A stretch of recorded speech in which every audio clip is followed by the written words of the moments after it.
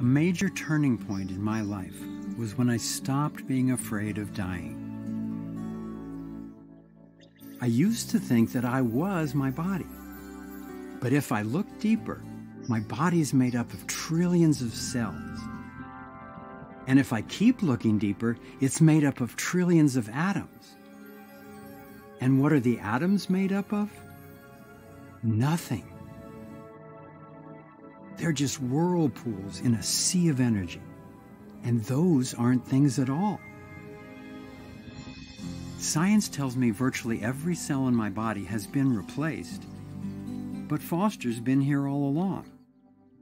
So my essential nature, by definition, by logic, must be metaphysical.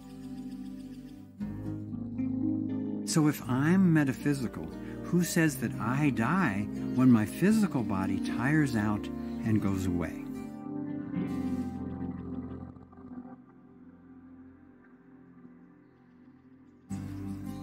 That's not only an intellectual understanding. For me, it was an experience that I'm actually an antenna in a field of energy, tapping guidance from it, and then bringing that into this body and into this physical world to fulfill my purpose. This is where science and spirit, physics and metaphysics, all came together and fueled my journey of exploring the innovations and the technologies that reflect this understanding. This blending of science and metaphysics has been a key topic in our lives for years. It's based on an understanding of energy, how it moves and interacts in the cosmos. I believe this interactive web of organized energy is exactly what Albert Einstein was seeking, but never found: the unified field.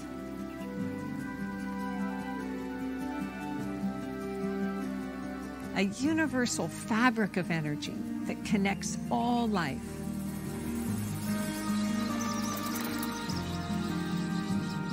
The scientific story we've lived with for the past 300 years, based largely on the theories of Isaac Newton, has changed radically. Newton's universe operated like a machine, with discrete matter moving through a vast emptiness of space and time, with a separate human brain observing it. Looking at our cosmos as a connected field requires that we reconsider all that we've perceived as separate, which is essentially everything. As we come to understand this web of energy and how to relate to it harmoniously, we will finally have a way for all life on planet Earth, not just to survive, but to thrive.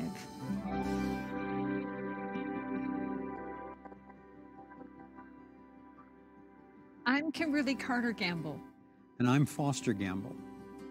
In 2011, Kimberly and I launched a film called Thrive: What on Earth Will It Take?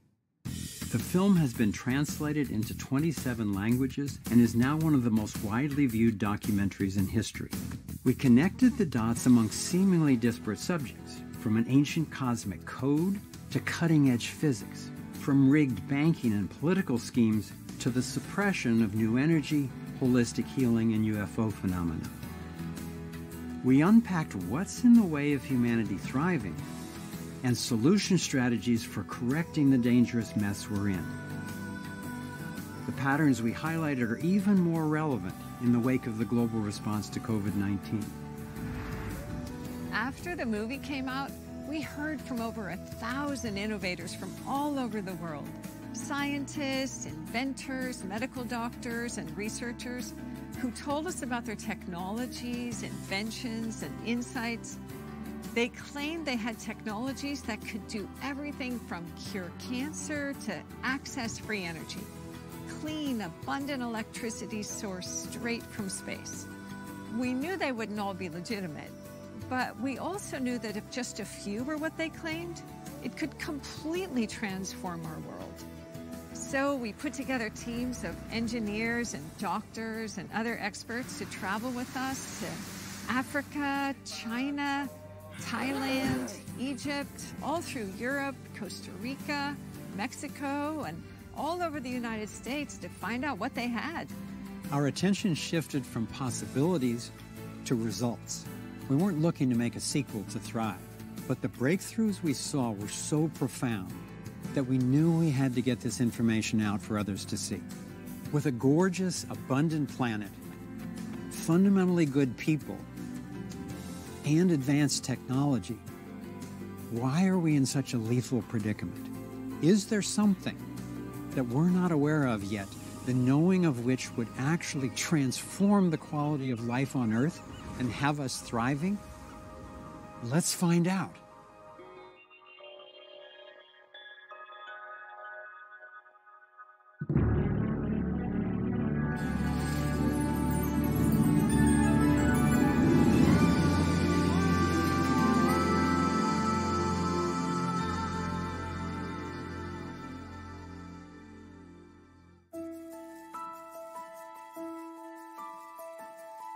There's a huge change that happens in civilization when they finally understand that there's a fundamental field that they're bathing in and that they can access it.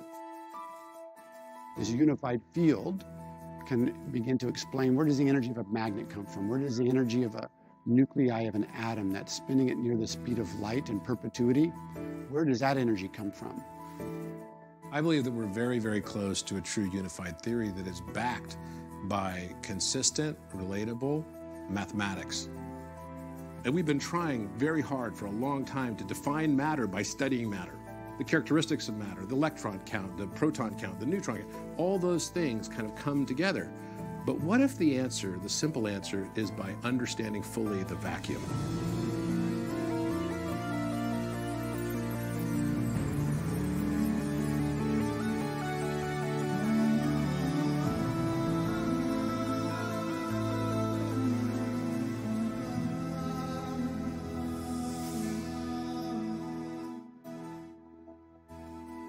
I've been studying the unified field and the phenomenon of accessing energy from it for more than 30 years.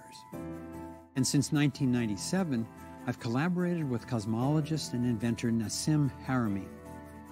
He's probably more aware of the physics of how the universe works than anyone I've ever met, even though he was not traditionally schooled. I've seen him ridiculed and shunned by the traditional academic world, but I've just never seen him proven wrong. The space between you and I and the space between everything appears to be empty. We call it empty space commonly, but it's not. Space-time at a very specific scale of the Planck length is quantized with spherical units of Planck oscillators, billions of times smaller than the atom.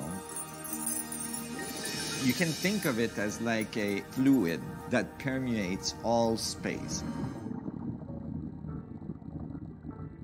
It's a source of the gravitational field, it's a source of the electromagnetic field, it's a source of mass, it's the source of charge. So now we're starting to really understand the mechanics of it at a deeper level. What is possible is extracting energy from the ubiquium. It's all here. It's right here. That energy is here. We're not violating any second law of thermodynamics. We believe that the background energy of everything around us is full of power. And in a very, very small area, there's enough power to power our society for thousands of years. I believe that the new level of physics, the new level of technology that's emerging in the world, that's extracting energy from the fundamental field, are technologies that are finding a way to create a resonance link to this fundamental field. I call the primary technology that I'm developing to achieve gravity control the resonator. It is an instrument that's attempting to achieve high level of resonance coupling to the fundamental quantum field that's at the source of reality. Though the device is not finished yet, I think that they're working with the most advanced concept for accessing free energy from the unified field that I've ever seen or heard of. This device is built out of two coils that produces a magnetic field in the geometry of a double torus shape, and then it spins that field in coordinated rotation to create this singularity that hopefully couples to the vacuum, and that's what we believe it does to space-time. Inside the coil is a crystal container, which is spherical, that has plasma in it, and the plasma is forced to rotate with the electromagnetic field structure as we power up the coil. So we're basically making a little star inside a crystal ball. The idea is that eventually we can start the field geometry in the plasma inside the crystal ball and get it rotating, and when it's self-sustaining, open the coil, remove that. That becomes a self-sustaining device that can be running a spaceship or your car or your house while making you healthy. Basically mimic what the universe does when it builds a star or when it builds a galaxy.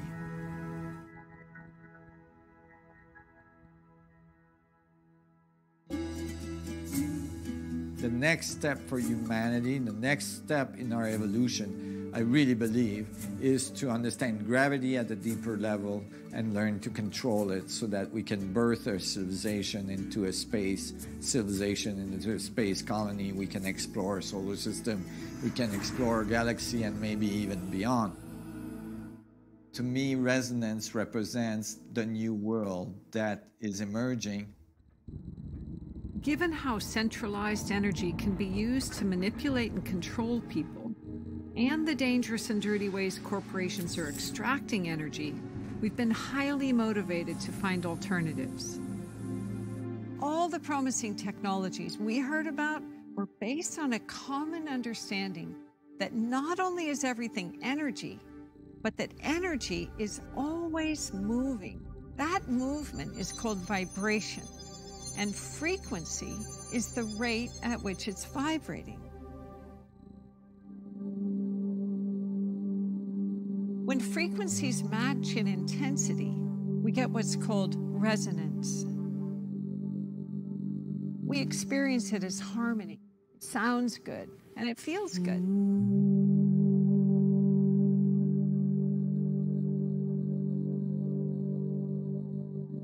According to quantum physics, the field is geometric in design and woven into predictable patterns.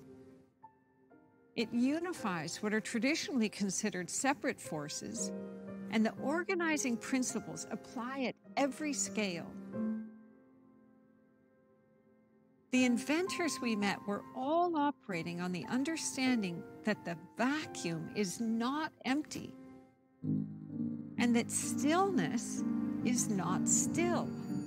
It's a dynamic of absolute balanced energy.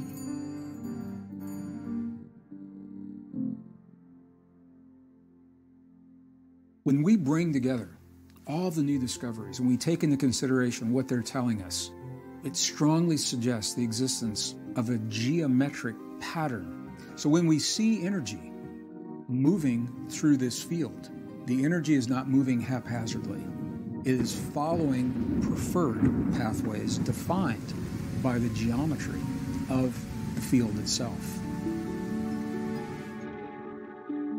Geometry is not just points, lines, and planes like I learned in school.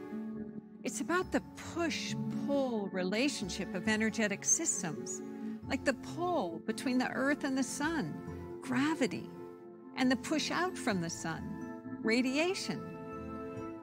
Pushing and pulling are essentially geometric phenomena, and lines and planes are just our conceptual representations of those dynamics. It's the predictability of this push and pull dynamic that allows the inventors to create replicable technologies. The geometry is all based on energy moving And the shape of that movement is the torus. All of the projects reporting the best results were toroidal in design. This is because the torus is the basic pattern that energy takes throughout the entire cosmos. The torus looks like a donut. The energy flows in through one end, circulates around the center, and exits out the other end. Like a whirlpool in a stream, it's made from the medium in which it exists and is at the same time discrete within it. It's both distinct and unified, and demonstrates why something could appear separate from something else and from the field while still being connected to it. It's self-sustaining at every scale. Picture the eye of a hurricane. At the center of every torus is a point of stillness. The field is basically a sea of toruses, each one touching its 12 identical neighbors, like a stack of oranges. Connecting the center, or still point, of each torus with its nearest neighbors reveals equal non-physical lines of force, or vectors. It's what visionary inventor and futurist Buckminster Fuller called the vector equilibrium.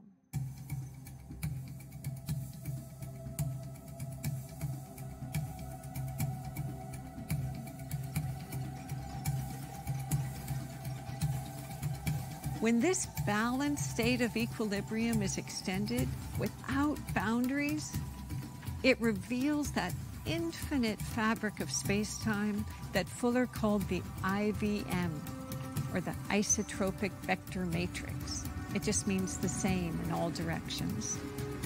This is the web of life force that the inventors say is the source of the energy that they're tapping. Life as we know it arises through contraction and expansion, pulling and pushing. It finds stability in symmetries, sixfold, fivefold, fourfold, threefold. This pulsation of energy is what Bucky Fuller called the jitterbug, the dance of the cosmos. Fuller humbly noted on his poster that this dynamic may come to be identified as the unified field. So what is the unified field unifying? This is what Einstein was seeking until the day he died. He was looking for the unifying insight that reconciles the four supposedly separate forces in the universe: electromagnetism, the strong and weak nuclear forces, and gravity. According to emerging unified field theory, the dynamic of the torus provides this reconciliation. Electricity and magnetism used to be seen as separate forces, and we now know they're part of one dynamic called electromagnetism. Understanding this unification was what enabled Michael Faraday to invent the electric motor. What if gravity and the strong and weak forces are not separate, but are also part of the toroidal dynamic? What new technologies can emerge from that understanding? Nassim Haramein has postulated that gravity and the strong and weak nuclear forces are dynamics of how energy moves in the toroidal flow. In this light, gravity is a function of a whole field of infinitesimal spinning toruses being drawn towards larger concentrations of toruses that make up larger masses, as the moon is pulled to the Earth and the Earth is drawn to the sun.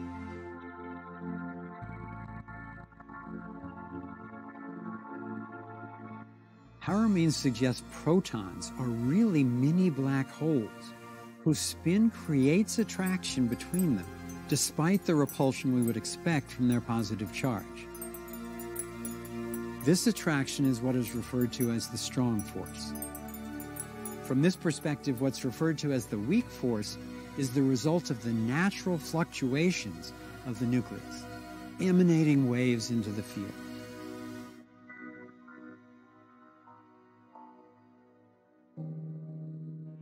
Unifying the four forces reminds me of the fabled blind men holding on to different parts of the elephant and describing it as a rope or a tree or a snake.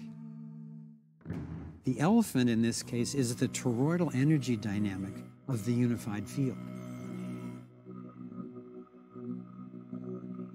Using the smallest measure, a single wave of light he calls the Planck spherical unit, and postulating that its form is toroidal, Taramine predicted that this dynamic is operating at every scale.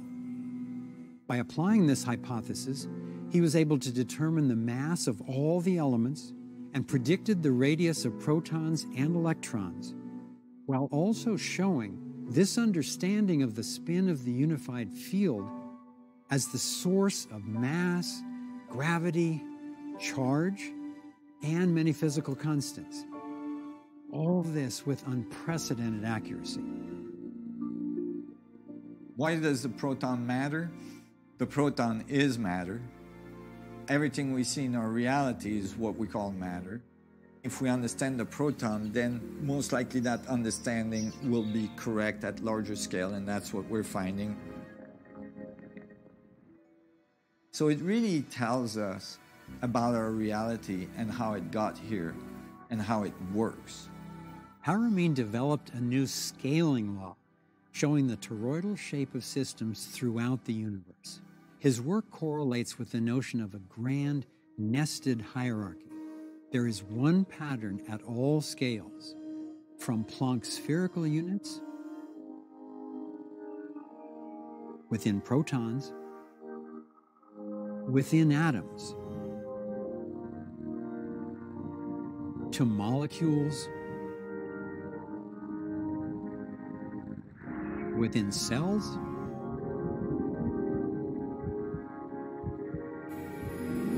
organisms, within planets,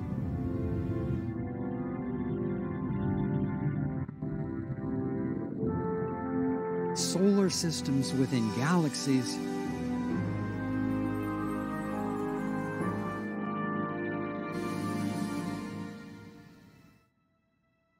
within a vast field of galactic clusters.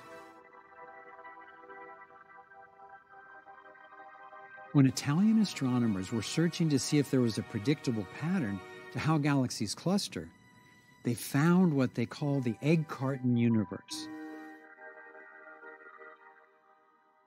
This pattern is identical to what we are discovering at all scales as the fabric of space-time.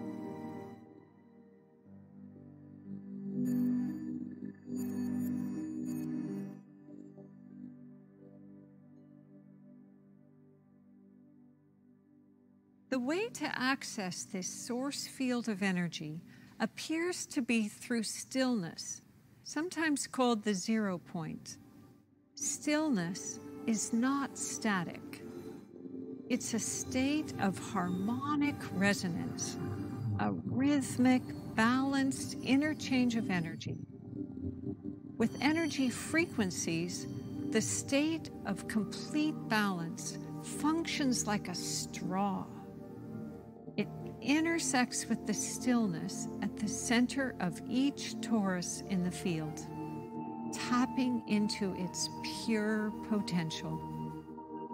Stillness is a portal for accessing boundless electricity, developing healing technologies, expanding consciousness, or simply finding peace of mind. Energy moving creates sound, only some of which is in our human range of hearing.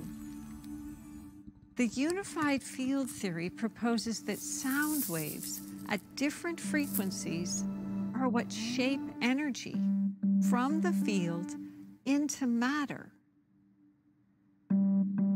We can see this phenomenon unfold in nature when sound waves interact with any form of matter, for example, fluid or sand. Acoustic pressure reliably creates specific, predictable patterns.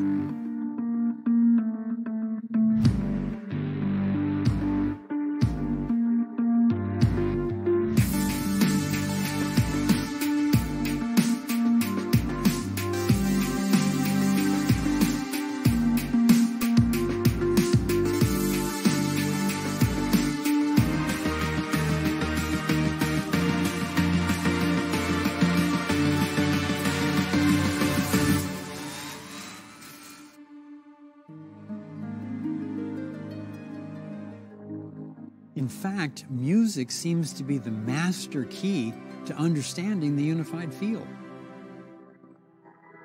Life is an acoustic reality, a sea of sound waves, and what we call music is how it's organized. Music is not something that people created. It's something that we discovered to work with because it already existed in the universe. Every planet has a unique audio signature.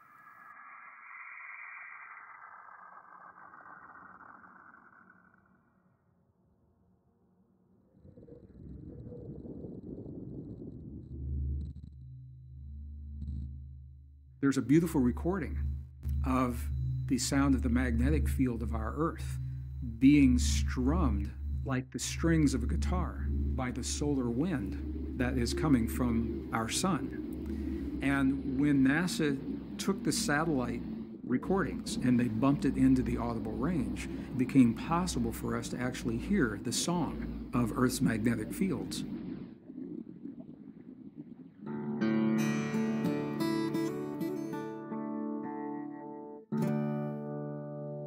Energy waves at all scales follow the same harmonic principles as music: octaves, intervals, and tuning. Tuning is when two or more frequencies come into harmonic resonance. Tuning a guitar uses the same principles as the inventors are using to create health and energy technologies. They all spoke of tuning their devices to achieve a state of perfect balance. Tuning ourselves to resonate with how the universe works gives us a way to come into harmony with one another and with our planetary home.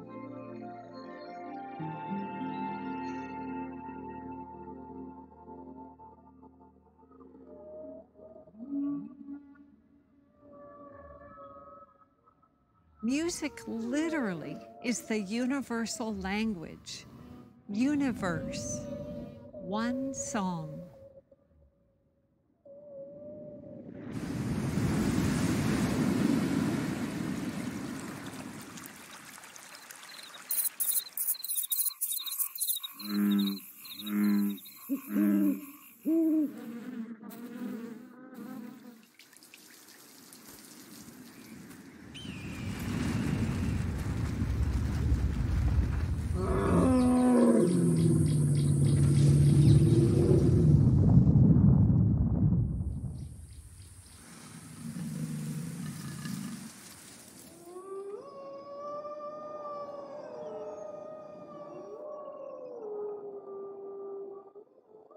The insight that the cosmos unfolds with predictable order provides a revolutionary context for reality itself. Elegant, mathematical, harmonious, like a symphony.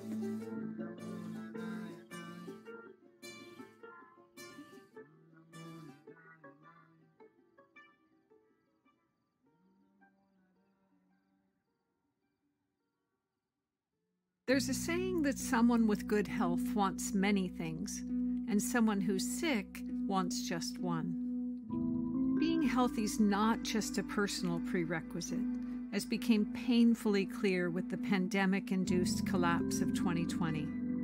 It's the fulcrum for the economy of communities, countries, the whole world. Along with energy inventors, we were contacted by doctors and healers who reported phenomenal results using energy in the form of sound and light waves to promote healing. According to quantum physics, sound waves are what shape matter. Our bodies are matter, so it makes sense that sound frequencies could also impact us.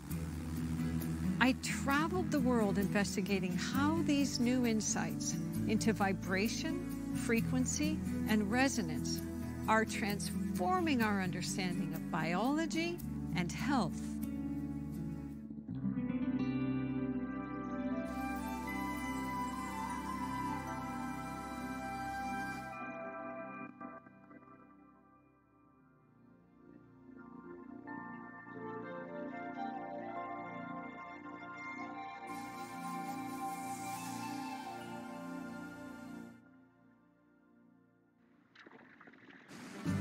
Health to me is clear communication between an individual and the unified field. We have billions of chemical reactions happening in each of our trillions of cells every second. And they're happening in a coordinated manner, sometimes faster than the speed of light.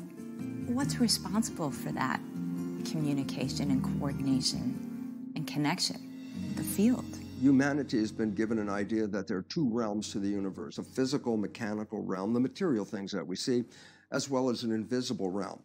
In a Newtonian world, only physical things can affect a physical body, and that led to the development and evolution of the pharmaceutical industry, which sells chemicals to affect our body.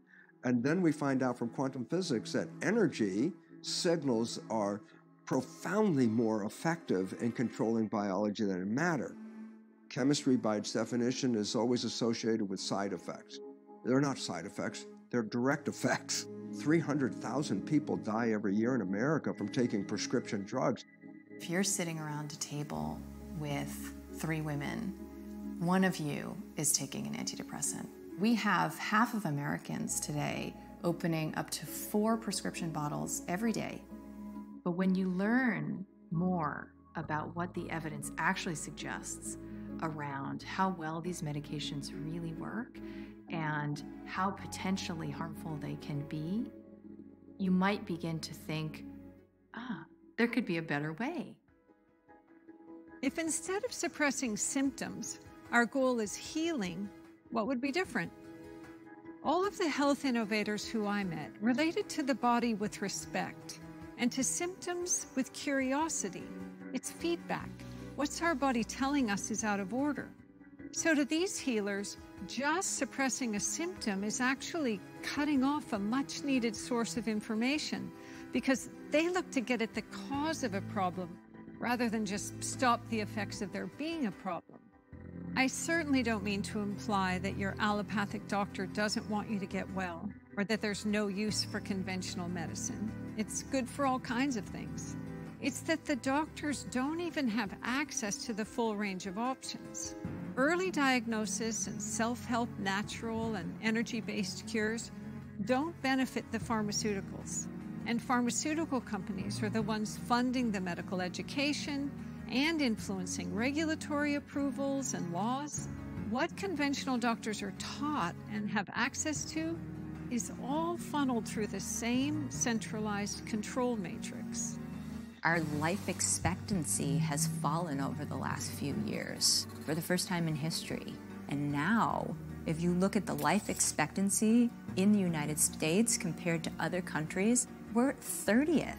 We have the highest incidence of depression, obesity, yet we're spending more per capita on healthcare than any other nation in the world. The new science is based on energy, energy medicine. You can heal with energy much more effectively than you can heal with chemistry. I was able to see hundreds of people treated with the whole range of energy-based technologies, including one that uses a chord of frequencies to create a still point, which appears to elicit powerful healing effects. It was developed by Dr. Todd Ovakaitis. At the level of physics, we know that the cells are always vibrating. In a sense, they're always singing a type of song. That song is the sum of all the vibrations of all the molecules in that particular tissue. So we had found a vibrational pattern that was somehow in resonance with the stem cell-like cells that caused them to intensely go where the beam had been. The theory is that each kind of cell has a distinct energetic signature that can be matched, and this technology appears to have found a way to do just that. I asked Dr. Beth McDougall to demonstrate what she thought was happening with this photoacoustic device. In order to really talk about how this instrument is affecting changes in the body, I'd like to talk a little bit about V cells. V cells, or VSELs, stand for very small embryonic-like cells. These are dormant stem cells that have been present in your body since the time you were forming as an embryo. This photoacoustic technology seems to hold the key to unlock the dormant DNA in these cells. Well, I was diagnosed with Parkinson's 3 years ago, and my experience of it up to then had been seeing my father suffer from it in the 70s and 80s. It was really the end of his productive life, and I was devastated to feel that that might be my fate as well. The results have been really life-changing. I got my body back, and I got my mind back. My father had Parkinson's for 27 years, and watching what he went through was one of the hardest things in my life. To see this guy's face and imagining what it would have been like for my father, to be able to restore his body and his mind. Now I just feel really grateful knowing the millions of people whose lives will go forward in ways that my father wasn't able to experience. The earlier that we can detect and decode symptoms of an illness, the easier it is to remedy the underlying cause. Historically, acupuncturists listen to a patient's voice to help with diagnosis. Two inventors I met are now running the voice through complex machine learning algorithms to detect imbalance in specific organs.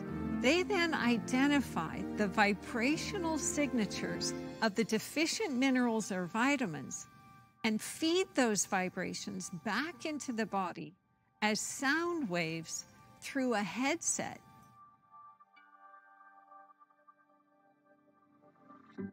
All of the nervous impulses in the body are coming together through the vagus nerve and are being emitted by the voice, which is like the speaker, where the nerves are like the speaker wire. All of that information creates vibrational imprints within the vocal cords when you're speaking. We have greater and greater understanding. Because we are able to detect conditions of disharmony prior to a physical condition manifesting in the body, we can empower people to start taking care of themselves while they're still healthy so that they never have to get sick. When you go to your doctor, there's not often that they ask you if you're in tune. They listen to you with the stethoscope, make sure your heart's beating. They listen for your lungs, but they're not seeing if your heart and your lungs are all running in the same resonance. Our technology is really there to provide a way to do that, to look at the body in this holistic way and see where you're out of harmony and where you're out of tune, and provide a way to actually bring the body back into resonant harmony.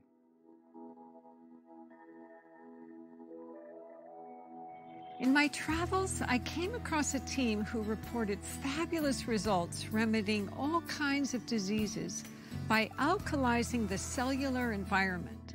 I had heard from a friend about a place his mom had gone where she healed from stage 4 metastasized cancer. He said she's not the only one. And when I got there, I saw the evidence. Hello. Hey, hi. The largest organ of the human body is called the interstitium, and it contains 60% of our body fluids. And this is what needs to be measured both in its pH and its chemistry in order to determine the actual health of the human body. So why doctors use only information from the blood for the diagnosis and completely ignore interstitial fluid? Dr. Galina Migalko and Robert Young use a combination of live blood cell, thermogram, sonogram, and other modalities. One device Dr. Migalko uses is the bioelectric scan, which measures the electrical charge of cell fluid. When we do interstitial fluid scans, which is the electrical potential of your cells, we look at it like your battery on your phone. The vitality of the charge reveals a lot about the cell's capacity to communicate. Salt is an electrical conductor, and cells communicate through electrical impulses. According to Dr. Migalko and Young, disease, including cancer, arises when the fluid in the interstitium loses its alkalinity, its salt and minerals, and becomes too acidic for the cells to communicate effectively, to stay in balance. Cancer is not a disease of the cells, but it's a condition of the cells as an expression of what's happening in the internal fluids of the body. So cancer can be explained as a condition. So I like to use it as an adjective. Cancer is a cancerous condition of the cell. This team's treatment is simple, affordable, and it has spectacular results. People came to Young Center from all over the world based on word of mouth. Out of more than 320 people using this protocol, 96% successfully resolved stages 1, 2, and 3 cancers, and 81% successfully reversed their stage 4 cancer. I was diagnosed in February of 2012 with stage 3 breast cancer. I came to the ranch, and within 2 weeks, I'd lost 15 pounds, and my tumor that was at 3.18 reduced in size to 1.1. After 9 weeks, my tumor was completely gone. It took me about 3 months to reverse the colon cancer and the esophageal cancer.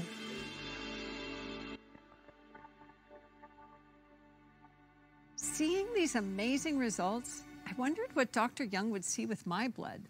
I ate well and exercised for most of my life, but I had been feeling really tired for a few weeks, and I was noticing I often felt dizzy when I stood up. So always just a simple little, that's it. There it is. You're showing irregular patterns in this part of the body. They're irregularly shaped like this, which is a cancer profile. Okay?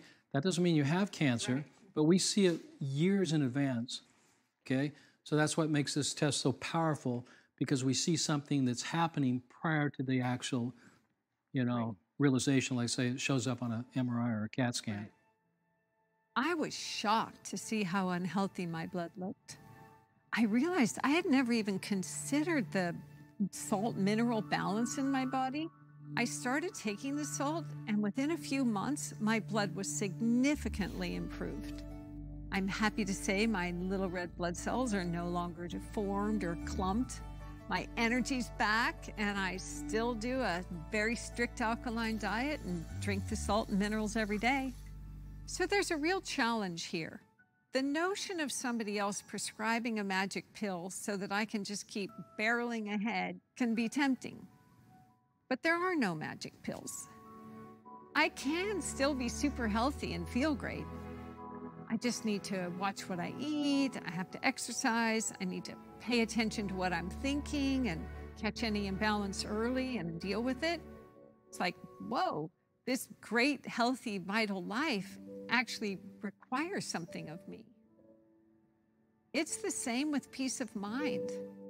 We actually have to do something to find clarity and maintain inner balance. So how do the dynamics of the unified field help us with that?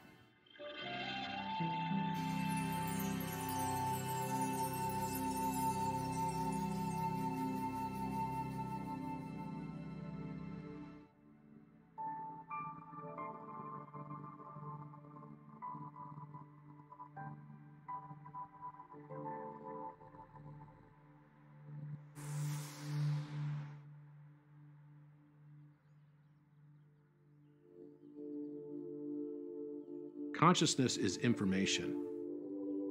Consciousness is a living, breathing compendium or library of information that is informing the entire field around us. Not just here in front of us, locally, but distally as well. That consciousness has an organization. It has a pattern to it.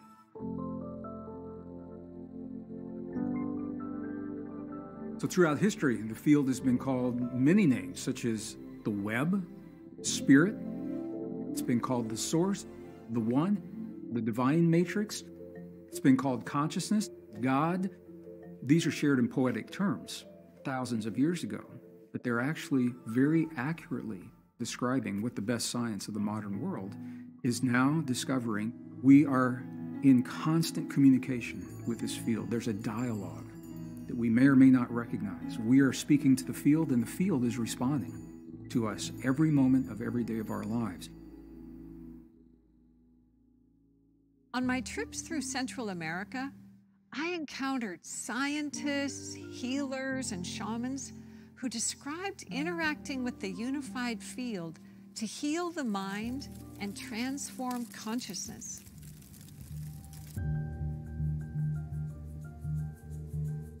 For them, vibration, frequency, and resonance are tools for freeing us from our limiting beliefs and expanding our sense of what's possible.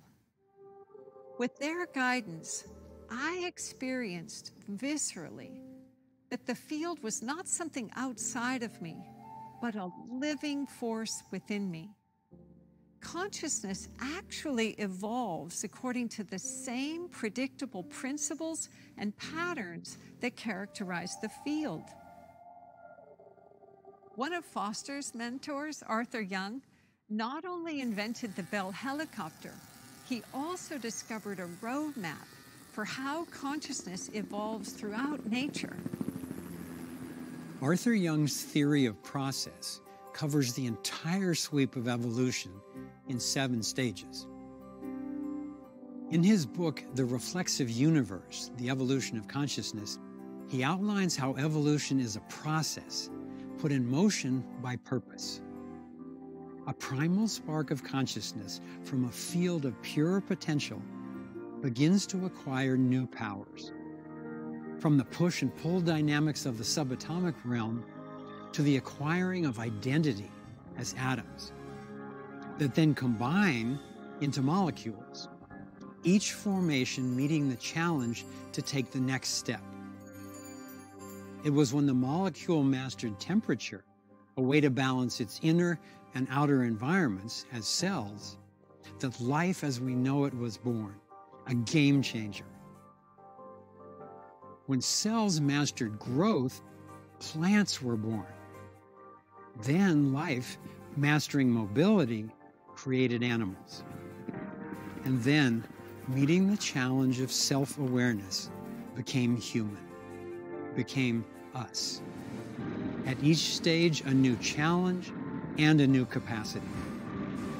Our human challenge, like that of the molecule, is to balance our inner and outer worlds, to come into harmony with ourselves, with each other, and with our environment. I believe that when we pass this test, what awaits us is a new freedom and creativity, the likes of which we can hardly imagine. Purpose is what drives the whole story. This is why knowing our purpose and aligning it with the dynamics of the field is so important. It can help us transcend the human conflicts that have taken us to the brink of self-destruction. Over the years, we've found powerful tools for evolving human consciousness. One of the most direct ways to tune ourselves to the field is with brainwave biofeedback. For many years, I worked with Dr. James Hart and his BioCybernaut technology. We did neural feedback research and training, teaching people how to reduce stress and to increase focus, healing, and intuition by getting real-time feedback on the frequencies of their brain. The brainwaves of most mammals, including humans, resonate at a particular frequency when at rest, but still alert. We're riding on a wave that scientists call the Schumann resonance, a frequency field surrounding the planet, vibrating at around 8 cycles per second. It's sometimes called the heartbeat of the Earth. It's like a still point, a portal between our inner and our outer worlds. Time and again, we observed yogis, Zen and Qigong masters, and proven psychics as they passed through that portal, remained awake and aware, and changed their states of consciousness the way most of us would switch channels on our TV. Dr. Hart's research shows that anyone can cultivate this ability to move between various brainwave states at will. It's a matter of practice.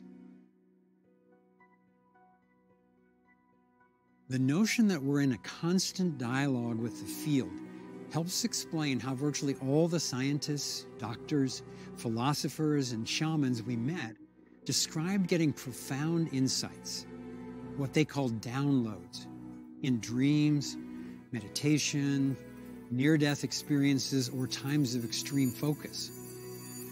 Others throughout history attribute information coming through in this way for such far-reaching inspirations as Elias Howe's invention of the sewing machine, German chemist Friedrich Kekulé's discovery of the structure of the benzene molecule, Walter Russell's prediction of previously unknown atomic elements, and Paul McCartney's song Yesterday. Virtually everyone I've asked reports similar experiences in their own life.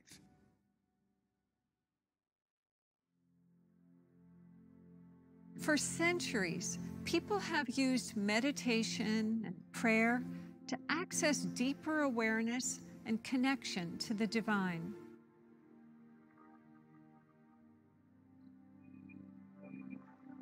The silence and stillness required for achieving these states mirrors the process of accessing the field through the still point. Just as with energy and health technologies, personal stillness works like a straw to draw on the unified field and bring its infinite possibilities into our lives. Someone who's profoundly helped me to become more adept at finding my own stillness is my dear friend and teacher, Mitra Politi. Meditation and prayer. In the essence of it, they are leading to the same place. It's a connection with Source. And then there is equilibrium. There is a meeting point between the divinity of the field to the divinity of oneself. Within meditation, for me, there is few major benefits. One is to reflect where I'm at with my actions and with my thoughts and with my feelings. Second, to bring a more soft dialogue between me and myself. And eventually to connect back to the Creator, to connect back to all that there is. Through that process, there is a thin zero point. It's the sound of silence that puts everything back into the place. And that is a great practice to bring to anything. That is a great practice to have as an ally. It's a great practice to keep us evolving in the right direction. There's a lot of evidence that the field is responsive to the power of attention as well as to the power of intention. Two guides I met along my travels were Regan Hillier and Juan Pablo Barahona, who take a whole systems approach to helping people manifest what they want in their lives. In the activation work that we do, it all starts from within.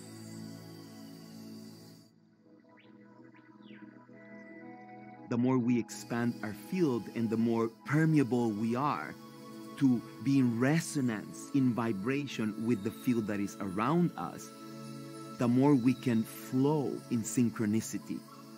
It is a process of 7 stages related to the physical body, the mind, the emotions, the energy that flows through our nervous system and through our energy centers, and how that relates to the magnetic field that we emanate.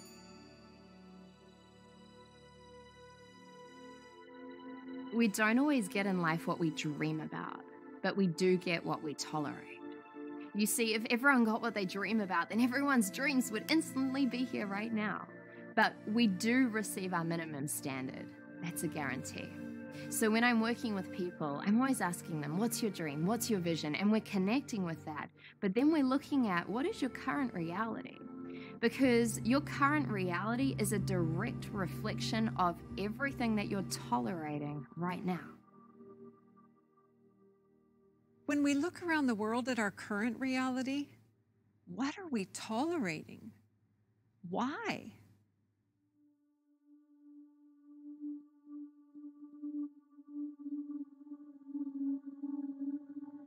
Getting in touch with what's possible and tuning ourselves to a greater resonance have beckoned humanity throughout the ages. One method used all over the world is breath meditation. With each breath, we literally draw the life force of the field into our bodies.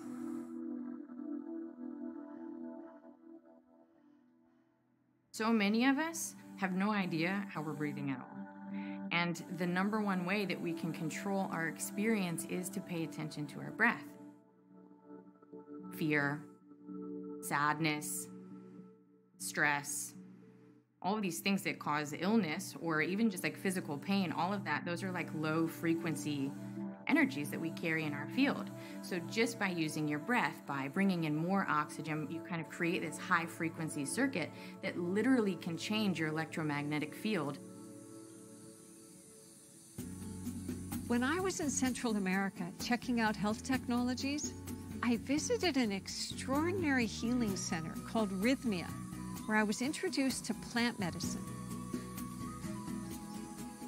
For thousands of years, indigenous people have used various plant medicines, including ayahuasca. When ingested in a sacred ceremony, these natural substances can create an altered state of consciousness that's conducive to physical, emotional, and spiritual breakthroughs.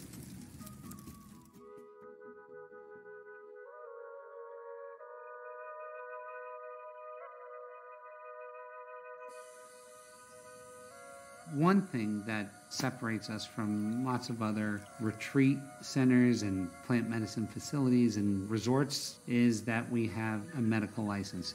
The benefit is that it puts people at great ease. And the whole goal of plant medicine is to let people relax enough to hear their soul. When I listened to the shamans at Rhythmia describe what they were doing, I remember later telling Foster, it was like I was listening to the energy inventors. They were using exactly the same terms: vibration, frequency, and resonance. It was wild. En las curaciones, digamos, cuando nosotros estamos en una conexión con los espíritus y la naturaleza, es una frecuencia muy alta. Entonces, cuando nosotros hacemos las curaciones, nos centramos, digamos, en esa frecuencia, como toda esa energía. Entonces, nosotros llegamos a ese principio de origen, donde desde ahí nosotros miramos muchos patrones. Así mismo nosotros hacemos los cantos, las curaciones para limpiar todo, digamos, todo el campo energético para que todo de ahí para adelante sea hermoso, algo dulce, digamos, para la vida. As my teacher explains, we humans, we're based on sound, we're energy. So when we do healing, there's a block in the frequency, something's not matching up. And when we apply the song or the prayer, there's the counter frequency there to bring balance or resonance within that person's energetic field.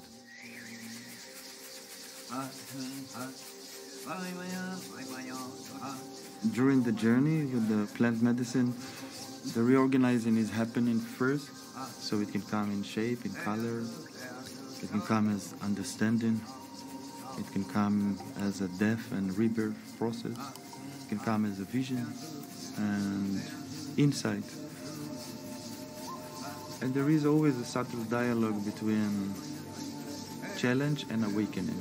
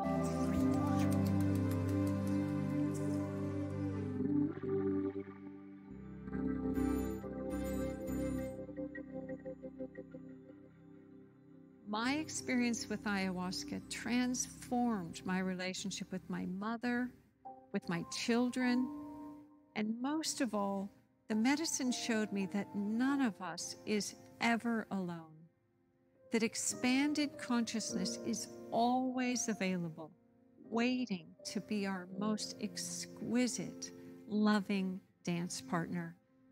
I realized that science, spirituality, and ancient wisdom all converge in the unified field.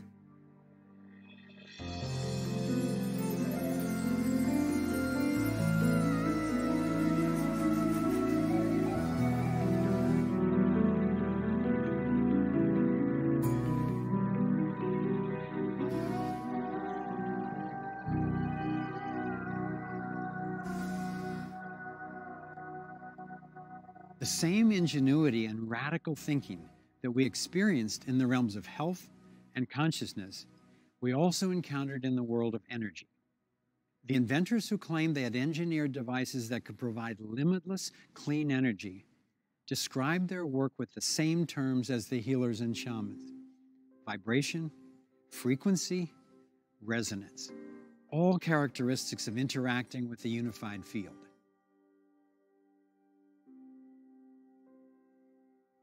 By looking at mathematics and music and art and science, physics, as all part of one continuum of awareness and understanding, we can tackle the big problems.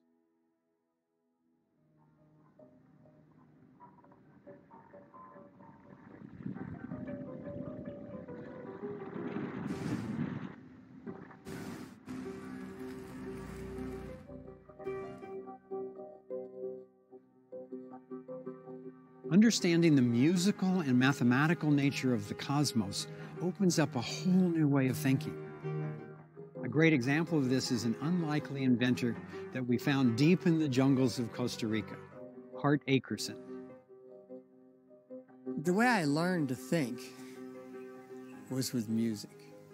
So when you're thinking in musical terms, you're thinking in another structure, and that structure could open up other doors that are not accessible through verbal or word-based communication.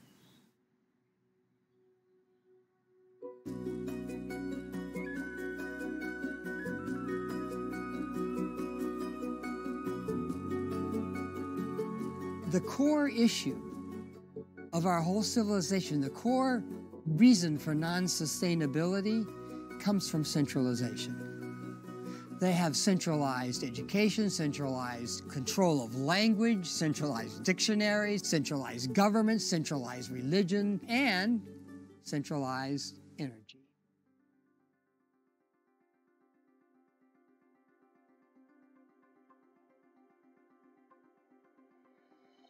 You turn on a light switch in your house, you click the switch, the light comes on.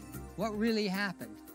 What really happened is maybe 100 miles away, there's a large generator producing enough electricity for hundreds of thousands of houses. It comes out of that generator and gets transmitted with wires at probably 100,000 volts.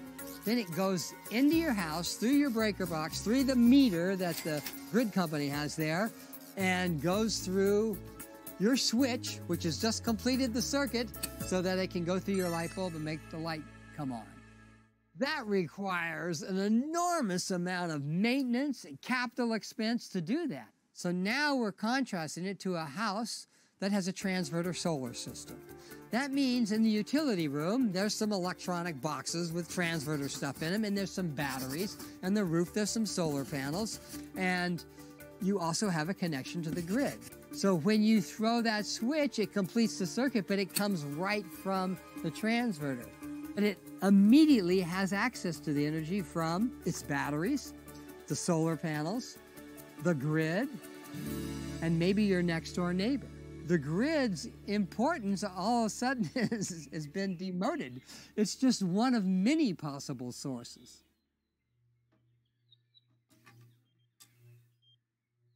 We discovered that there are three main categories in the field of energy that we need to solve as a species. One of them is generation of energy, how we get it. Another is transmission of energy, how to get it from one place to another. And the third one is integration of energy, how to get it into the existing grid. Hart's work is the best example we've found in the area of integration. His technology takes solar, wind, geothermal, or these various so-called free energy technologies and adapts them to homes or to local grids with what he calls the Hart transverter. The reason I got the transverter system installed was because the power here fluctuates quite a bit, and there's a lot of power outages as well. And also having the energy security, knowing that, even when the power grid went out, we always had our essential electricity was running. Now we run 2 houses with a number of refrigerators, a pool pump, fans, even air conditioning. But we have a power purchase agreement as well, so any excess power we get credit for. So our electricity bills now run at about $10 a month. Which is just the rental for the meter. So there aren't really any bills.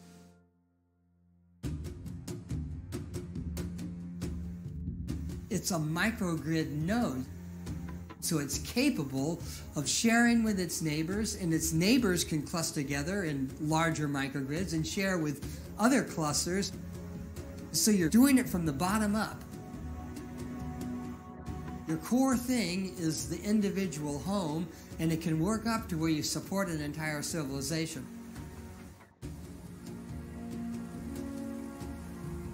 It's kind of like a fractal. You've got a group at the home. You've got a bigger cluster of these. And it could cover the whole city of Boston. It could cover the whole United States. It could do our whole planet. We can't move from where we are today to 100% renewable energy with the grid system that we have. Renewable energy fluctuates too much, so it collapses and affects the grid in a negative way. Now, HEART has created something where we can actually transition from where we are today to 100% renewable energy without negatively affecting the power grid. And just knowing that we're part of that movement has been quite profound for me. We got to come up with solutions that we can implement, like yesterday. One of the principles of the field is that it's infinitely dispersed. Decentralization is aligned with that principle. We heard about these two brothers, James and Kenneth Coram, who spent the last 20 years working on energy transmission. Their aim was to reconstruct the technology behind Nikola Tesla's Wardenclyffe Tower, which was built to transmit energy wirelessly. That tower was destroyed by Tesla's financier, J.P. Morgan, who realized that wireless transmission would obsolete copper wiring and undermine the profits from his own copper mines. Tesla was using the work of a man named Zenit, who discovered a wave that travels almost instantaneously in the field around our planet. It follows the surface of the Earth, and when it moves, it doesn't have any harmful effects on human beings. Tesla was looking to ride the Zenit wave to transmit both energy and communications. The Coram brothers have apparently now recreated that technology with modern materials and achieved what Tesla had set out to do. You'll be able to put an antenna on your car that will just tap the field for electricity. You'll be able to put one on your home or your local power station. That energy can be tapped by an ocean liner crossing the sea with an antenna on top without burning any polluting fuels. The Zenit technology is the best one we found for transmitting energy in a low-cost and healthy way. These innovations in energy integration and transmission are brilliant and make it possible to keep a lot of our existing infrastructure in place. Of course, we also really need clean energy sources that are decentralized and affordable for them to transmit and integrate. Tapping into a field of infinite energy would do so much to improve the actual daily lives of all of us everywhere on this planet. That's why we've spent so much of our time and resources investigating inventors who claimed breakthroughs in the generation of energy. One promising energy source comes from hydrogen. It's the most abundant element in the entire universe. It's essentially everywhere. The key to hydrogen is that when it's ignited, it creates heat, and the heat can be transferred into power. So if we can do that efficiently and inexpensively, then we can use it to run our cars, our factories, or an entire community. It could substitute for dirty coal and repurpose the 15,000 plus coal plants that are wreaking havoc with the earth, the miners, and the people living nearby. It could also replace nuclear and fracking. But currently, extracting hydrogen from water is too expensive to be a viable option. In Thailand, however, we found a guy who claimed his team had discovered a way to access hydrogen for fuel absolutely cleanly and for virtually nothing. The inventor himself does not do media appearances, but he authorized one of his technicians, who built the device, to give us a tour. There's a gas in the water you can burn, so you can make a fire out of water. This inventor apparently has found a way to use earth minerals in a pressurized vortex to access pure hydrogen cheaply and efficiently.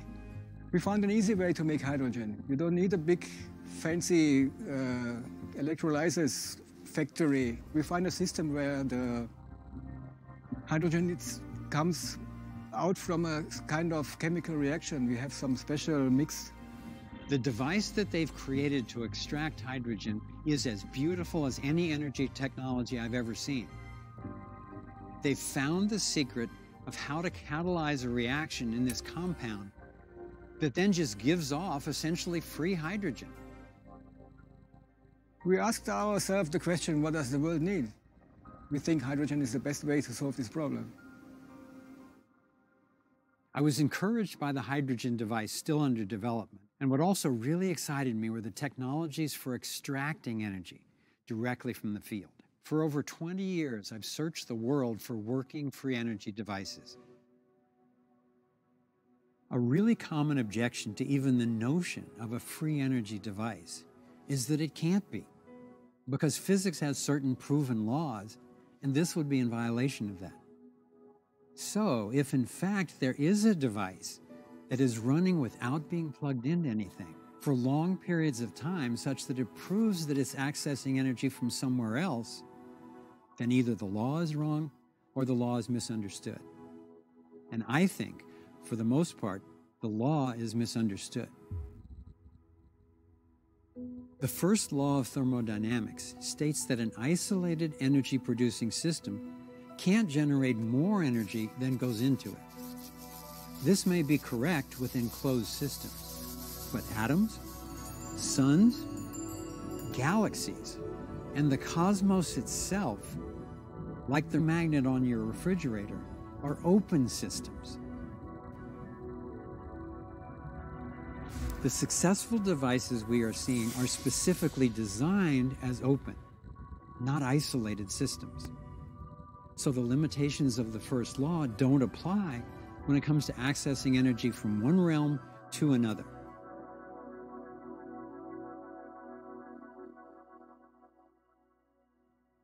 I learned about a young man in Africa who claimed to have built a car, a generator, and even a helicopter that ran on radio frequencies, a true free energy device that keeps batteries consistently charged. It took me several months to find him, but when I did, it blew my mind. I knew it would be complicated because these things always are. Going to Zimbabwe, the Ethiopian airline that we had tickets with had just had a major crash, and a cyclone had just ravaged the area, leaving hundreds dead. Well, we're sitting at a hotel in Harare, Zimbabwe this morning. We're here today to start the vetting process and find out, okay, what's real? Over 95% of the time, these things aren't what they claim to be. This time we took engineer Nils Ragnerud to assist with the vetting. When Nils and I arrived and met Maxwell, I was very impressed with just what a gentle, true-seeming soul he was. And then the next morning, we went to see the device, and he gave us a full tour. I was practically ecstatic. It was such a beautiful, elegant device. What we're looking at is called the green power off-grid machine. It is 0.5 megawatts, and we are relying with the radio frequency. We harness a radio frequency, convert it into pure energy that is useful. It is called a microsonic energy device. A microsonic energy device, it is the generator in this machine. For people who are not familiar with this, 0.5 megawatt, how much will that power in terms of a house or a community or what? We're talking of about 300 standard house homes, yeah, okay, that you can power with one machine. So there's no oil burning, there's no fires going on or anything, so where's the energy coming from? We're harnessing it straight away from the natural energy that God has just put in the on our earth. Yeah, the radio frequency. So nothing unusual, but the main point is that a meter away there's no frequencies being transmitted from a microwave tower next to the park we're standing in. It's a poignant day for us here, and amidst the excitement of seeing this for the first time, a couple of strangers showed up on the site where we were being shown these devices, and Maxwell, the inventor, took us aside as soon as he could and said, these guys are from the government, and I didn't know they were coming. Unfortunately, we're truly concerned about this gentleman, and we're just going to take every precaution that we can to keep ourselves safe, to keep him safe, and to keep this knowledge safe.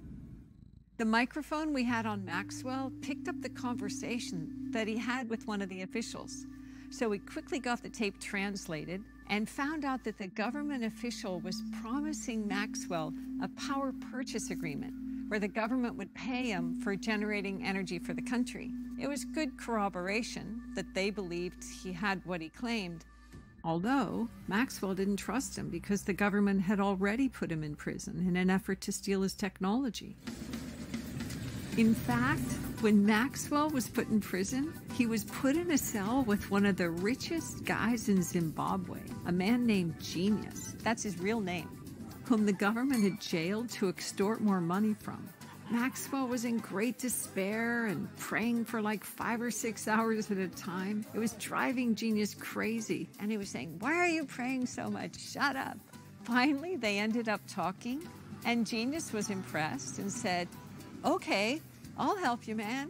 It was the most unlikely, couldn't have scripted it way for Maxwell to be able to have somebody on his team with real business savvy and support, and it was forged right there in prison.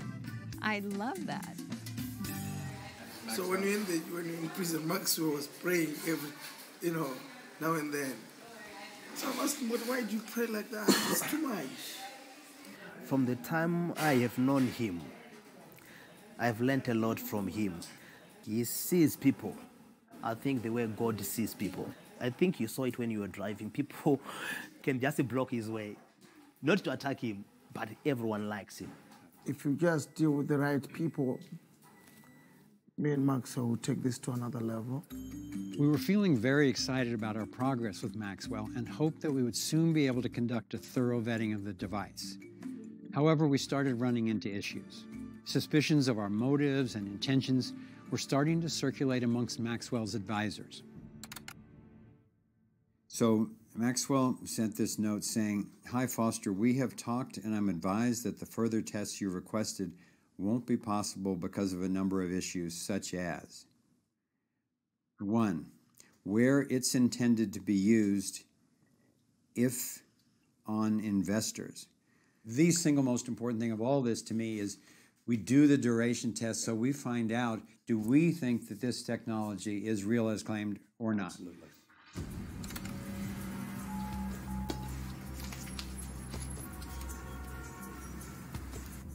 Call declined.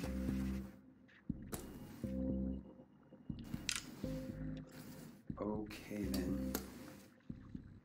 So I'm trying to get in touch with Maxwell because we're down to our last day once again. In the next few hours, we need to make a decision. Are we going to change reservations once again and stay over, which is going to be a real hit on our budget? But this is what it takes.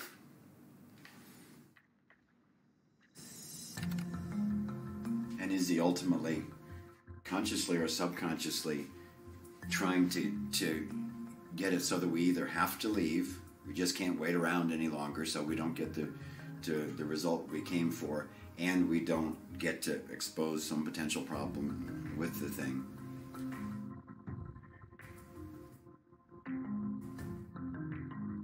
I don't know either. For me, the low point of that whole trip to Zimbabwe was when we had been waiting in the hotel room for a number of days, and we were getting these texts with kind of false accusations and suspicions. And then one came in and said, "When's your plane? You should just go." That was like the moment of, okay, he's not just stalling, he's saying, go away. So that's when I really had to search deep inside myself for, can I put up with this?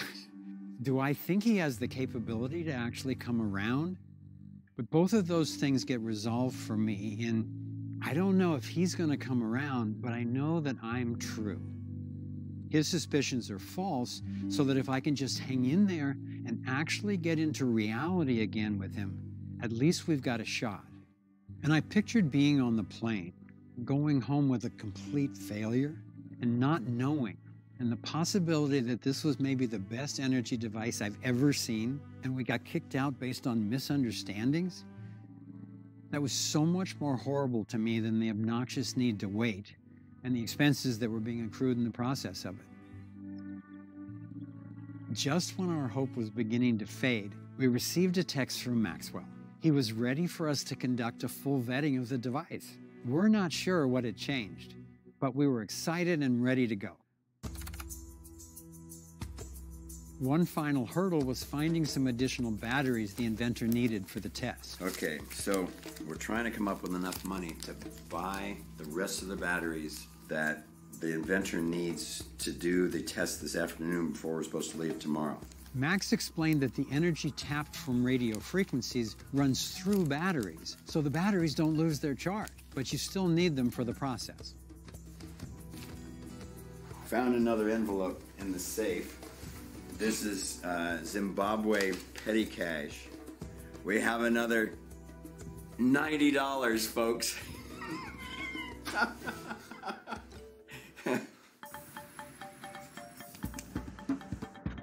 Biggest boss. Biggest friend. Thank you so much for helping us out today. This is the big day. Yeah, what we're doing today will be so important for Maxwell and for you with other people who are interested in the technology.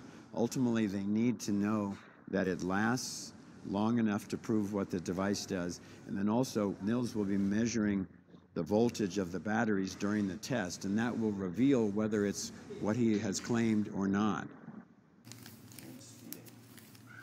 So I'm sitting here in Mr. Genius's office. We've just taken the next step toward getting this vetting done because they didn't have the right batteries. They didn't have enough batteries in the device to do the duration tests that we need.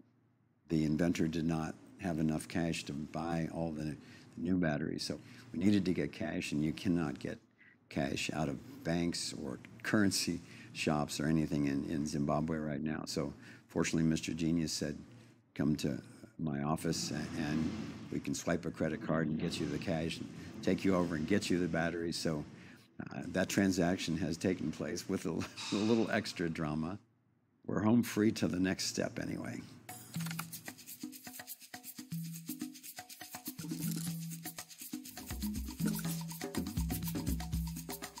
Big Blue started at 4:36 p.m. We're here with Maxwell, and the test is starting. Once we arrived on site, our goal for the vetting was to establish that the device could power a welding machine, which uses a lot of electricity very quickly, for long enough that it couldn't be running on batteries alone. So you were asking where the energy came from. You mentioned the other day the sun, but it's not like solar energy. No, right? it's not. We're not using solar energy because this one is not even affected with clouds, light, and things like that. It just works. So the energy, the radio frequencies that you're harnessing, are they there in space, in the field all the time? Yes, they are. From the first day we started testing the machine, we have been analyzing and we saw that the radio frequency is there. But one thing that we want to know for sure is it alien or is it God? Is it man-made from another planet or is it from God? That's where we need, I think, scientific people to define exactly. But we know the radio frequency, we have everything. If it's still a fully charged battery, the test is successful. It's not screws. Oh, that's 217. 0.9. That's perfect. We got it. So that's the 18 battery. Yeah, that's the 18 batteries. So that's higher than the nominal voltage. Dude! Wow. Thank you so much. That is awesome. That's 18 12-volt batteries. So that's higher voltage. Thank you. Give us 2 thumbs up. Thank you so much. One final check of the battery voltage revealed a shocking result. Not only had the machine outlasted the expected battery life, but the batteries were still fully charged. This proved that the device was being powered from an unknown energy source. Thank you. This is one of the happiest days of my life, and I am so proud of this man who has gone through so much. He's listened to the voice of the divine coming through him, and he's done whatever it takes to bring this through for humanity. So congratulations, my friend. Thank you so much. Now we're gonna get you well. I got your emojis. We just finished, just got back to the hotel after a completely successful vetting. Oh my God. I really want to honor that could not have happened without you. Every one of us would have left that situation. I am just super, super grateful for that. And I'm super grateful that we have an opportunity for people to see it, because it helps people so much to know what's possible. The test we did yesterday is historic. I still am digesting it, because it basically means the end of fossil fuels.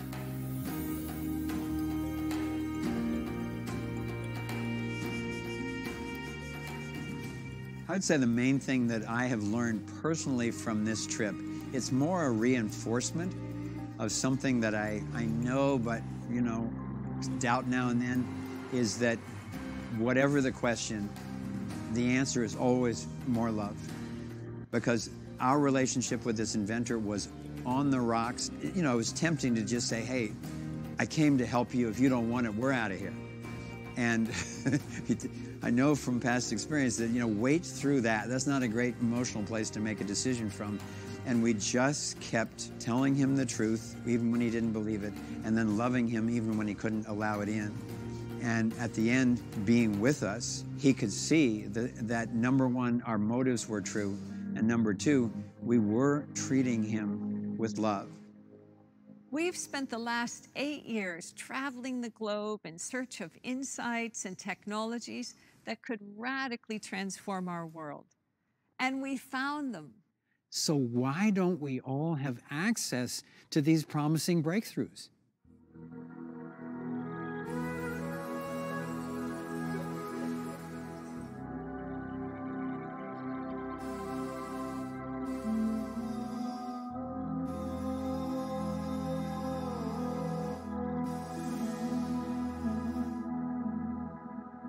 We don't have access to these world-changing breakthroughs because we're not allowed to have them. Virtually every solution we found has been made illegal or suppressed, often violently. Maxwell's been imprisoned and tortured to try to get his secrets. And he and his first partner, before Genius, were both poisoned. Maxwell's still recovering from it, and his partner died. One of the painful reality I have seen in energy is this is a very dangerous game altogether. Yeah, especially free energy, because you know, as I said, if they can try to kill it using professional people, and that has happened to me. I went through a lot, poisons, like I'm saying right now. I'm fighting it. They come to you, then they said, no, you mustn't do this. When they see that you're not giving up, then they can just frame you. Then they can say, no, you have done ABC. My prayer is this thing must see the light of the day.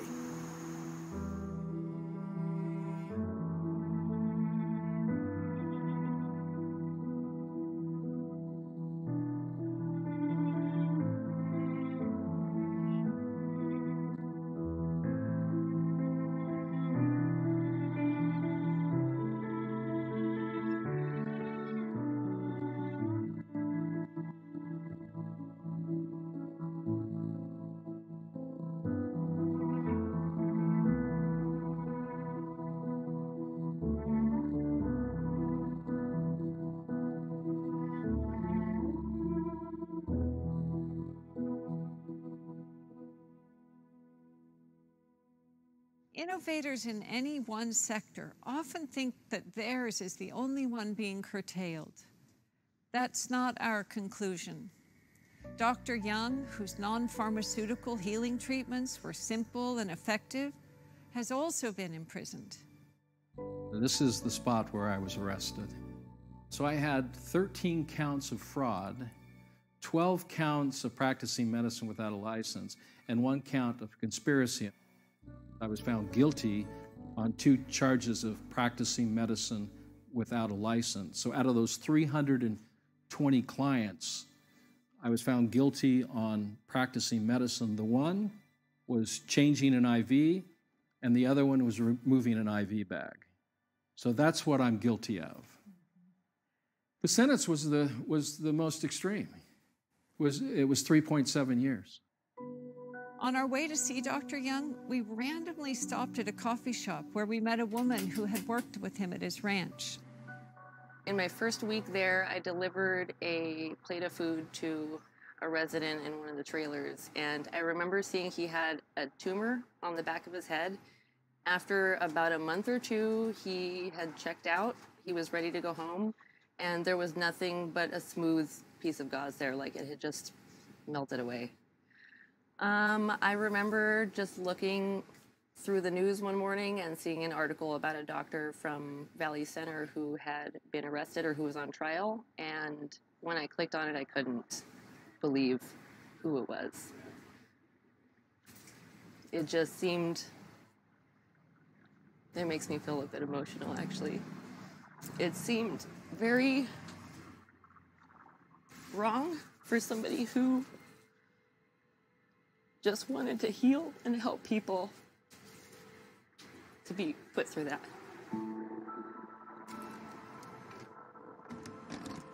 My approach is to educate and empower people on how to take care of their bodies.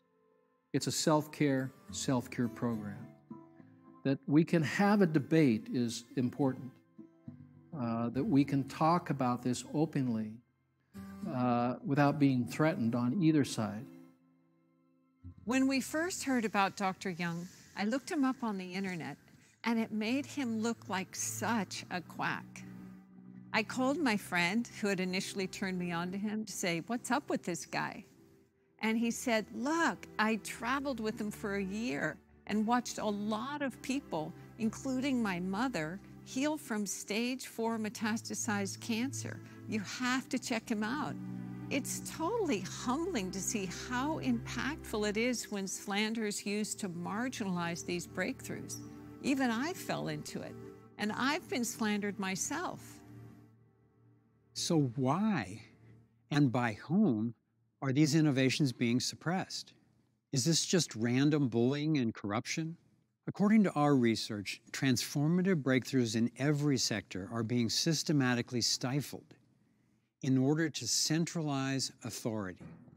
In our previous Thrive film, we detailed our conclusion that this suppression is the result of a well-organized agenda that is carried out through systems put in place at the highest levels of banking, government, medicine, food, energy, and information. Our investigations confirm that those seeking world domination, sometimes referred to as the globalist cabal, have the goal to suppress innovations in order to manipulate what we have, what we know, and what we do. Their agenda is not a thriving world for everyone, but global control by an elite few.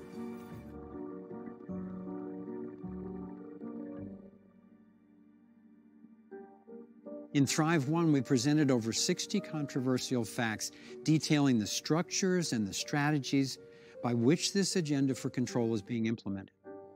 Not one of these facts has been successfully disputed. The globalists' intent is to take down America and any other powerful country in order to establish essentially a universal banking corporation to rule the world. The agenda is playing out like clockwork as we navigate the measures put in place as a result of the coronavirus.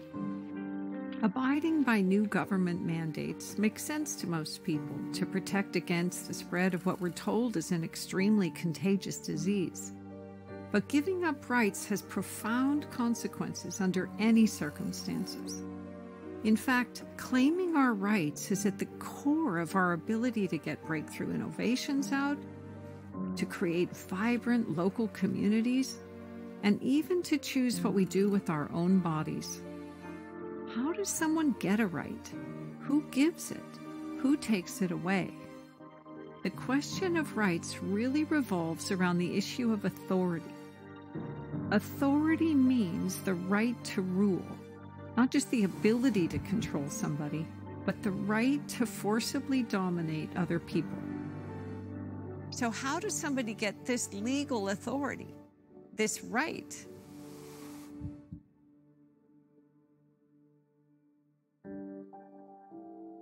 If I as a single human being, can't legally stop you from taking a medicine that you believe will help you, then why and how does a government official claim the right to do it? There's both a rational and a moral incoherence here. If I don't have the moral right to do a certain thing, and my neighbor doesn't have the right to do it either, how could we possibly have given somebody else, government or anybody else, the right to do it? Morality doesn't work that way. If it's wrong for me and him and him and him and him and him, it's wrong for anybody, including government. Even if they have constitutions, even if they have elections, even if they call it legislation, it's still wrong. You can't make something bad into something good by doing a bunch of weird pseudo-religious rituals and calling it law. It's still wrong. The majority of people who enable authoritarian injustice are not trying to be bad, but they've been taught to believe that obedience is a virtue, that paying your taxes is a good thing, that obeying the law is a good thing. And so you get a bunch of well-intentioned, decent people accidentally enabling evil because ruling classes don't pay for themselves. They don't fund themselves. You would never convince people to reach in their pockets and come up with the money to go invade 7 countries in the Middle East. It would never happen without the notion of centralized authority as a state, as an authoritarian government.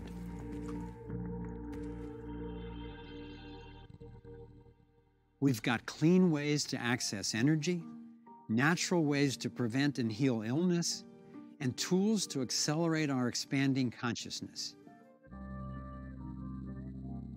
And yet I believe unraveling this belief in authority holds the most important key to our survival. The government and the state is particularly challenging because it takes away the interpersonal nature of violence, which is one of the things that limits violence. So it's the outsourcing of violence which tends to make it escalate. Some people have the idea that if something is legal, it's moral. All of the persecution of the Jews in Nazi Germany were legal, but I think few people would say that it was moral.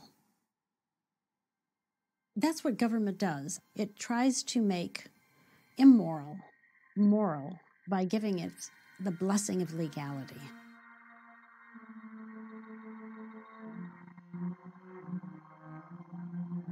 More than 200 million people were killed just by their own governments, not even counting war, in the last 100 years. And obviously, that's not what proponents of government want. There are 2 giant cons. And if we understand these, we can understand the predicament we're in and the way to get free. The first one is the myth of authority. If you can convince people that someone should be ruling over them, then all you have to do is make sure you're the one. The second is money. Once you've secured the authority to rule over others, then you can take over the money system and manipulate it to maintain your control. With a monopoly on force, which governments have, and the ability to tax and to print money, a small group can potentially take over everything and everyone. Despite their rhetoric, governments always look to expand their power and increase their control until people revolt. And when a revolution brings a new regime into power, it's not long until that regime begins to expand that power until the cycle just repeats all over again. Replace, expand, revolt, repeat. Across the globe, people are frustrated and protesting. And they're frustrated with protesting. From Occupy, Yellow Vests, and Hong Kong to Venezuela, Brazil, China, Brexit, the United States, and countless others. What is the resolution that's missing? We propose that it's to reclaim individual sovereignty and create protective rules without any authoritarian rulers. We've come a long way from the pharaohs, kings, and dictators to the presidents, premiers, and prime ministers of today. But we're not there yet. Democracy, even if it were honest, is still majority or mob rule. You still have up to 49% dissatisfied. The one thing we haven't tried is true equality of opportunity, based on non-aggression, with everyone accountable for their actions and no one authorized to rule over anyone else. The idea of our being accountable to moral rules instead of rulers has been brewing for a long time. Epicurus called it natural justice. John Locke in the 1680s called it natural law, being all equal and independent. Herbert Spencer in the 1850s called it equal freedom. And Gandhi called it Hind Swaraj, meaning self-governance.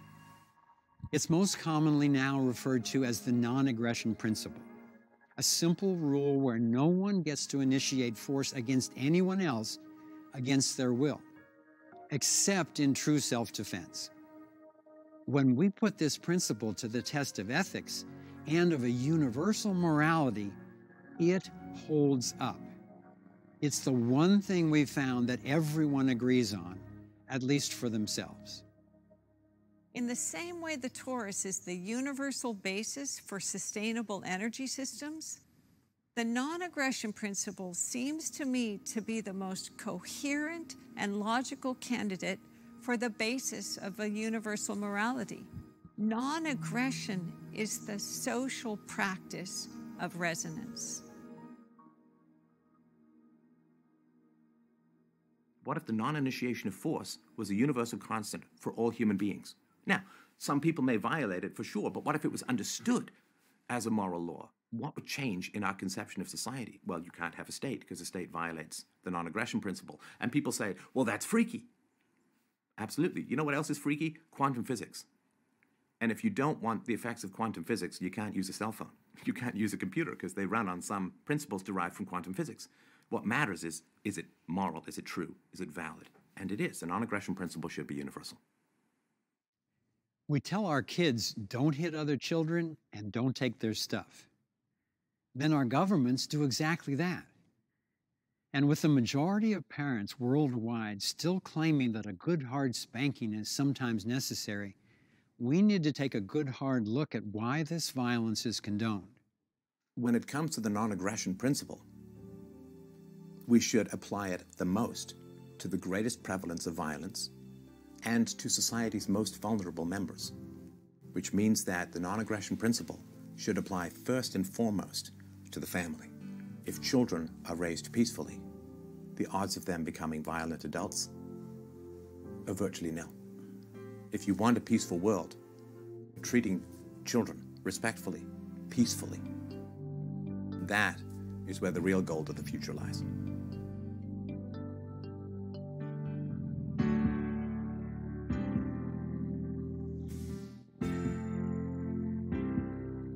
The supposed legitimacy of some people having rights that we don't all have is so pervasive, so unquestioned, so woven into the fabric of our lives that to unpack it, let alone transform it, really requires shaking things up. It was my grandmother Amelia who taught me about critical thinking. She said, you have to be able to try on an idea like you try on an outfit in the store. You don't have to buy it. You can even take it home and then later return it. Well, she lived to be 103 and said there is no way she could have navigated all the changes that happened in her lifetime if she hadn't learned how to suspend disbelief and temporarily hold conflicting views long enough to determine the highest truth. So I've done that with the issue of unequal rights, the basis of authority. And the highest truth I've come up with is that equal individual accountability is the cornerstone of freedom and thriving. In fact, I believe integrity is to a person what resonance is to the field. The definition of integrity is the state of being whole and undivided. unified. Self-ownership is sort of a shorthand way to describe a very basic principle that almost everybody just understands instinctively. To say I own myself, it might sound a little bit schizophrenic, like I'm a table or something.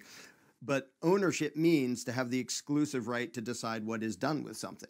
And so when I say self-ownership, I just mean I get to decide what's done with this and what's done with my mind and my body and my time and my effort. And the same is true of every other individual. So most people instinctively grasp the concept of consent. And we all know that, but we're taught that there's an exception when it comes to the law and authority and government. This is especially clear with measures imposed to track and address COVID-19, including increased funding for the rollout of 5G that empowers the Internet of Things to turn what we think of as appliances into tracking devices in our homes and schools. There are known adverse health effects, especially to children, of 5G, yet over 20,000 satellites are now set to blanket the globe, pulsing electromagnetic radiation from the ionosphere. The new 5G technology will also have millions of ground antennae, immersing people in a toxic sea of microwaves. If there's no voluntary choice, there's no self-ownership, no freedom. I'm not so sure that the reason for rolling out 5G is connected to profit per se.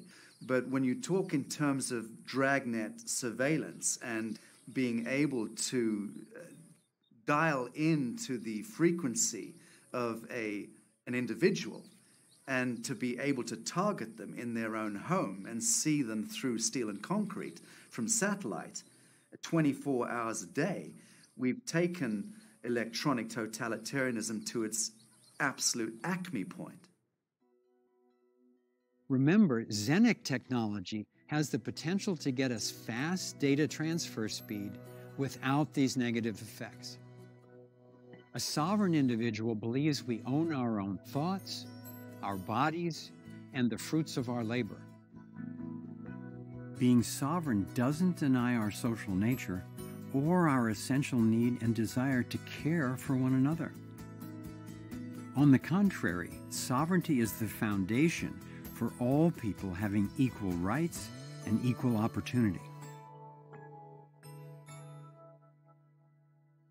The drive towards centralizing authority over our lives shows up in every sector. In Thrive 1, we created a checklist of what the globalists would need to control to achieve their goal of complete domination. Let's check in on the status of that. With energy, we showed that this elite cartel already controlled oil, gas, coal, and nuclear, and were suppressing new energy because it would undermine their consolidation of power. We came to see that in each sector, there's an escape route from the matrix, a release valve for humanity. And it's always characterized by strengthening individual sovereignty, decentralizing power, and harmoniously aligning with the principles of the field.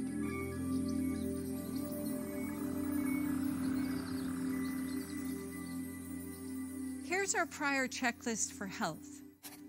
Except for natural and alternative treatments, the controlling elite have it all locked down. Currently, the risk involved in providing alternatives is serious. An inordinate number of holistic doctors in the U.S. have died mysteriously in the last several years, many of whom were working on natural cancer treatments or exposing the link between vaccines and brain damage. The other two most effective doctors we met, whose results we saw curing cancer, including in some of our friends, are now in hiding in other countries after assassination attempts on their lives in the U.S. Efforts to centralize continue. The World Health Organization, the CDC, the Gates Foundation, Gavi, Microsoft, Google, GlaxoSmithKline, they're all in cahoots with this toxic, totalitarian takeover. Amazon is becoming an online pharmaceutical dealer, which I suspect is part of what's behind their censoring information about natural remedies. Monsanto's now operating under the auspices of Bayer, so environmental toxins that make you sick and the companies who sell you drugs to manage the symptoms are all in one big funnel, which is why they're intimidating and eliminating those who would bring non-pharmaceutical natural healing. What's the relief valve? Freedom to explore ever new breakthroughs in biology, consciousness, and resonance for radiant health.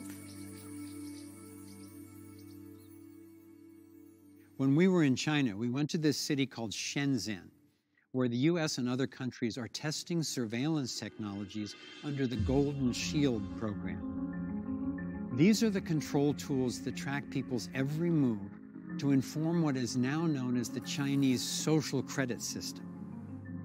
Under this system, the government doles out or withholds normal rights, accessing your bank account, buying certain goods, or getting on a plane based on obedience to the state.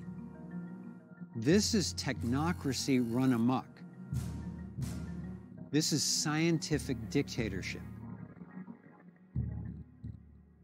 The gift of life is calling and guiding us toward harmonious fulfillment of our human potential for creativity, cooperation, and love, not to surrender our conscious evolution to sociopathic control freaks or artificial intelligence robots.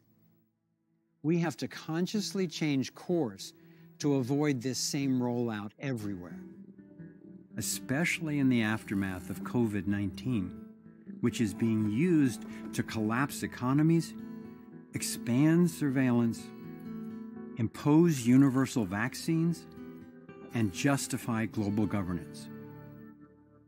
When I was vetting the new health technologies, I noticed that many of the patients who were willing to explore the bold new approaches were the ones who had already exhausted traditional options, and they were in stage 4 metastasized cancer. I would say that right now, life on this planet is in stage 4 metastases. It's time to get bold. When we dare to go deep enough down the rabbit hole to truly understand what is going on in the darkness behind closed doors, it empowers us with the information we need to solve the huge problems we face. There is light at the end of the rabbit hole. Everywhere there's a problem, there are people working diligently and effectively to solve it. People around the world are waking up to this issue of informed consent. And more cities and counties are banning the dumping of brain-damaging fluoride into their water supplies. Perpetrators are getting exposed as they're going for official approval to do legally the atmospheric aerosol dumping that they've been doing covertly for more than 2 decades. And as a result of organized pressure from people impacted by Monsanto Bayer's glyphosate herbicide, it was finally reclassified as a carcinogen. Now it, along with more and more genetically modified crops, is being banned from counties and countries around the world. Protests are also emerging worldwide against the involuntary, sickening radiation that comes with 5G. The common theme to all of these solutions is restoring the wholeness of natural systems. One of the most far-reaching actions we can take is to support organizations and countries working to establish legal rights for nature. It would significantly help limit pollution and restore ecosystems.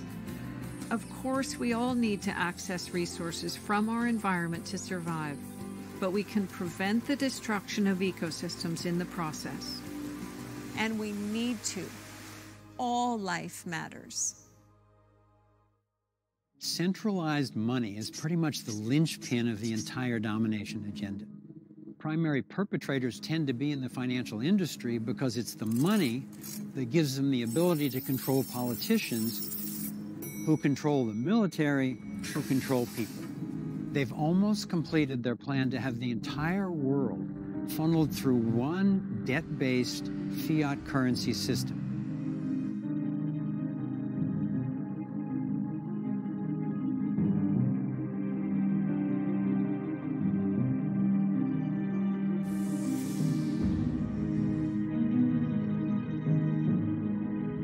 The countries attacked in the Middle East, under the guise of so-called regime change, since being invaded, all have Rothschild central banks.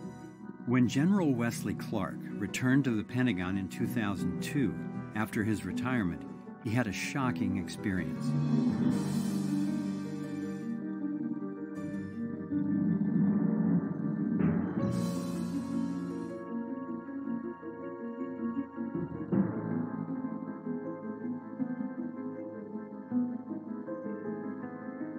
The only countries which have not been absorbed into this banking scheme are in the crosshairs: Iran, North Korea, and Cuba.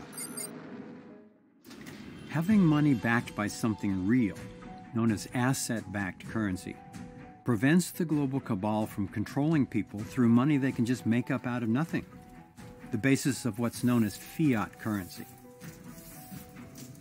Countries all over the world are increasing their use of gold-backed money to help prevent this takeover. While their goal may not be equal rights for all, they are at least after a multipolar world, unlike the globalists who want to rule it all. Brazil, Russia, India, China, and South Africa have created an alliance that represents a bloc close to the size of NATO and nearly half of gross domestic production across the planet. They're doing multi-billion-dollar deals, especially for oil, that are being settled in gold and gold-backed yuan, the currency of China. At their invitation, Kimberly and I met with various leaders of the Asian Dragon Alliance, an ancient confederation of royal families from China, Japan, Indonesia, the Philippines, and Vietnam. This alliance is spearheading a return to asset-backed currencies worldwide. They've been mining and collecting off-record gold troves for centuries. They helped to create the Asia Infrastructure Investment Bank, backed by $200 billion in gold, as an alternative to the IMF and World Bank, which have destroyed the economies of so many countries with their unrepayable loans. They've also helped to create the Shanghai Gold Exchange, which deals in real precious metal assets rather than the fiat paper scams by which big banks have been manipulating metals markets for years. Fortunately, decentralized alternatives are emerging. Innovators all over the world are creating authentic blockchain and asset-backed alternative currencies.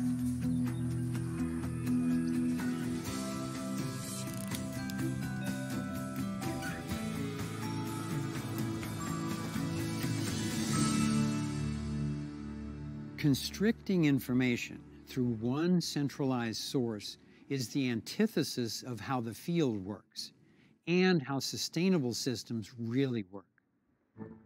Our education, media, and even our scientific inquiry are funneled through the same centralized control grid.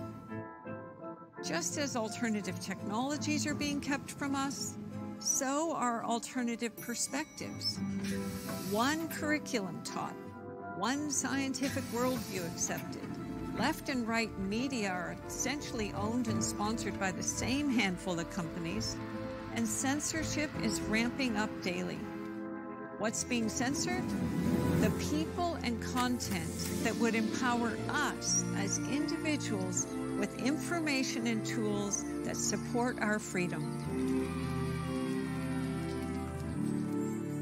The ultimate empowering of individuals happens with information. The unified field itself is essentially an information transfer system at every scale.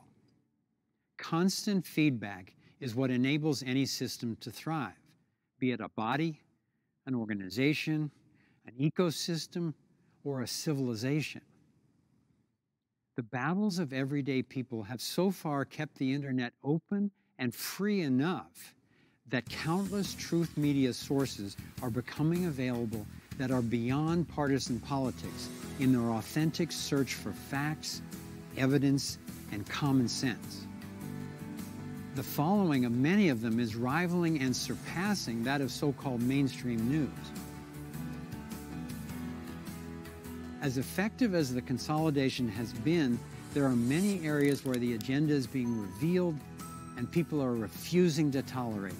So far, we've been effective against governments and corporations who try to get RFID chips into our bodies, by which they could further track and control us. There are growing movements to expose pedophilia rings and stop child sex trafficking in Canada, the Netherlands, Australia, Belgium, the UK, the US, and elsewhere. In addition to the horrific abuse of innocent children, these networks are used by the cabal to get photos of influential people engaged in sex with minors, which they use as blackmail to keep the control agenda in place.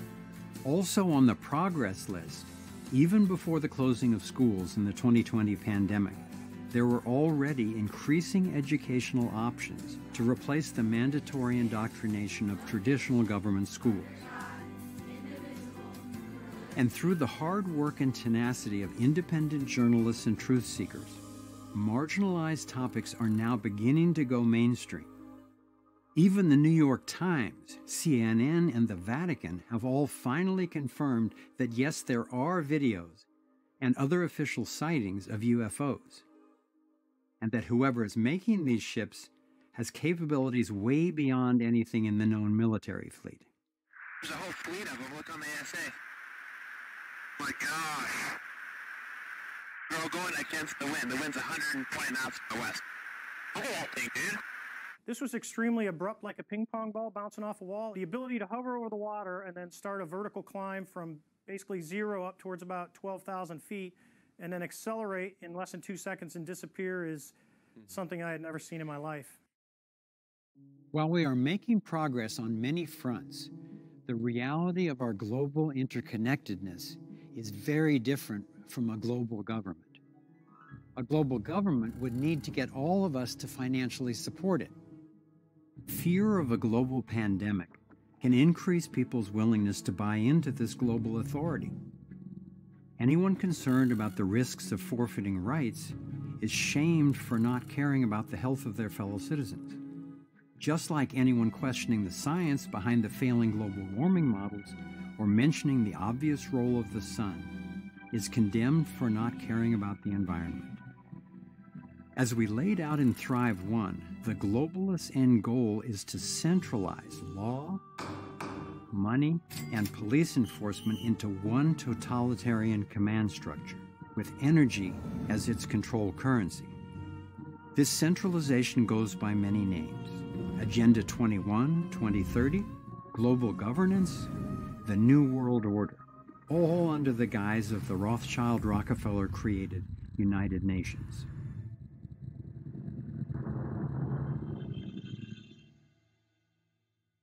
Free energy would do more to obsolete toxic fossil fuel emissions than anything on the table. There are ways to address our obvious need to control pollution without creating a tax base for global tyranny. Giving up our rights for the supposed good of the group appeals to our natural compassion and goodness and leads to our own demise. The core struggle for a thriving civilization is not between nations, political parties, races, genders, or classes, but between those who want to be free and those who would continue to steal freedom from us. The justification for initiating violence comes in different forms, but the outcome is always the same. The Nazis endorsed it for racial preference. The communists condoned it on behalf of a social class. The social democracies claim the right to initiate force whenever they deem it serves the common good.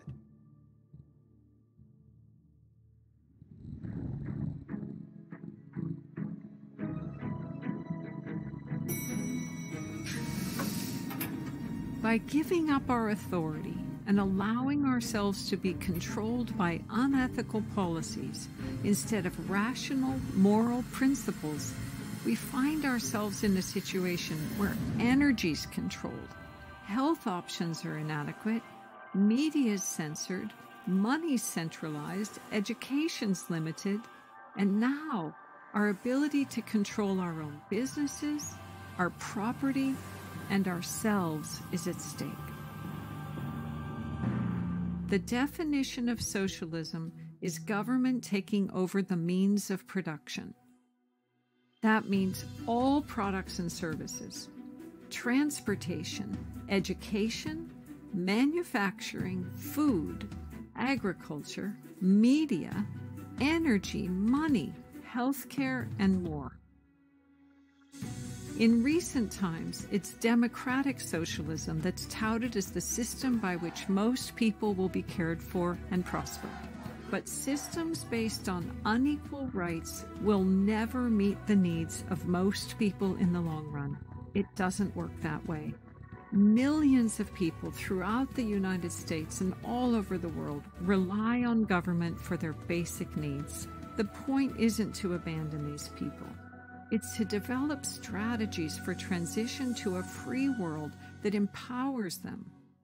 Instead of additional taxes, which social democracy relies on, why don't we require that our tax money be redirected away from wars of aggression to provide goods and services to those who genuinely need them, along with training that could empower those who can to become independent?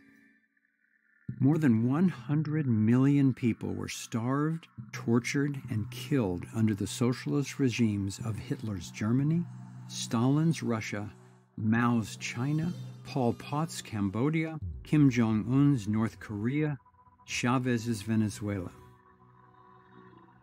This isn't what social democrats want, but as Chairman Mao said, relinquishing our self-rule and freedom to innovate into the hands of government is the stepping stone to communism, where instead of just controlling everything, the government also owns it. Pro-socialists of any age either don't know about this or they somehow believe this time it will be different. Promising to provide free health care and services for those in need with money from wealthy people is how all the socialist regimes started. History proves this. Clearly, there are a ton of people in need on our planet. Empowering them with long-term, self-sustaining solutions, that's our real challenge. It's not a problem of just lacking enlightened leadership. The fundamental violation at the basis of socialism is a fatal systemic, moral, and economic flaw. The solutions to virtually all our problems come through alignment with the flow of the energy in the field. Centralization of power and restriction of information are the exact opposites of what works. After 2 decades of research into these questions, I'm confident that all of the challenges we face are way better served by independent providers in a true free market than by a small group with a monopoly on force and money. This is the essence of voluntarism, a principle for organizing that finally transcends the political polarization. The struggle for power over others that threatens our very existence. As Martin Luther King Jr. said, the arc of the moral universe is long, but it bends toward justice. Imagine a future civilization with protective rules, yet without rulers. With no authoritarian rule of government, imagine what goes away. Imagine it.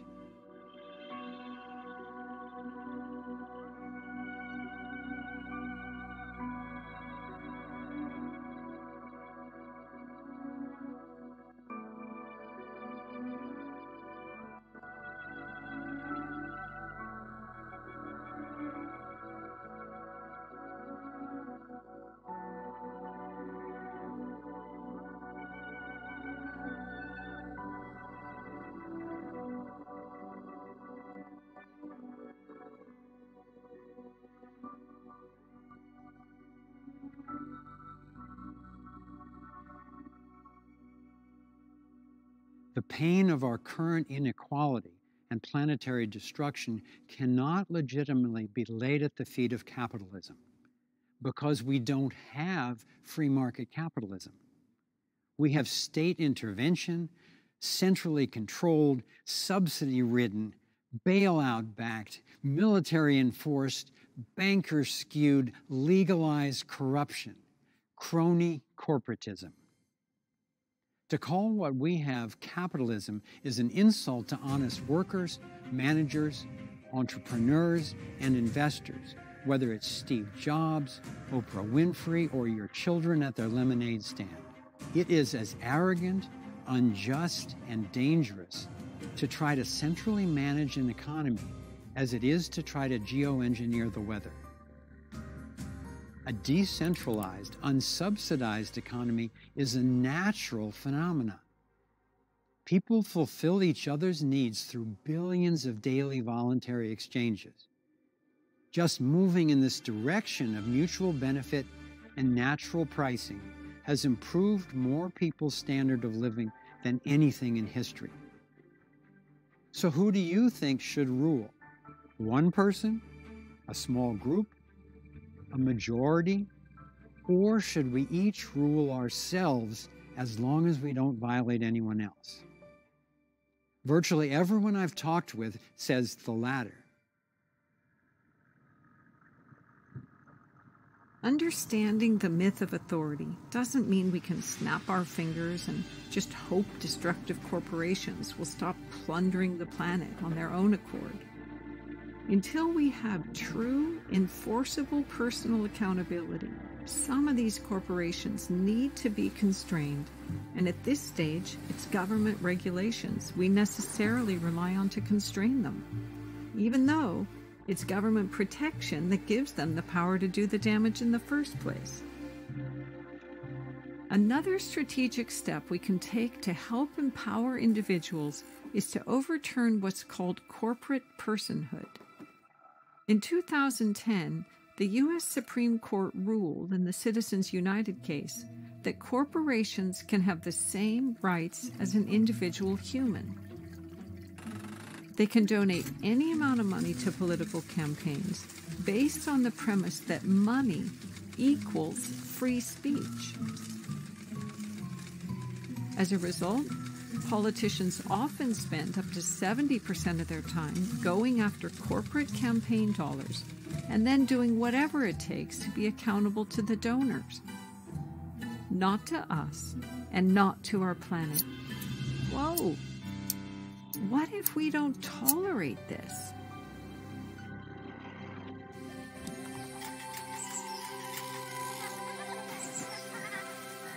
The non-aggression principle does not count on good behavior from everyone. Quite the contrary. Individual accountability, enforced by rules, curtails bad behavior, unlike what we have now that essentially rewards corruption and promotes those who best serve the controlling agenda. All of these deceptive and coercive funnels lead to the inevitable suffering and death that socialism, communism, and fascism inflict. Government expands its power at the expense of individuals because protecting itself is its primary job. The job of enlightened rules is to protect people and the planet. The transition toward a condition of true freedom and ultimately a rules but no rulers, stateless society is happening naturally and as fast as it is allowed.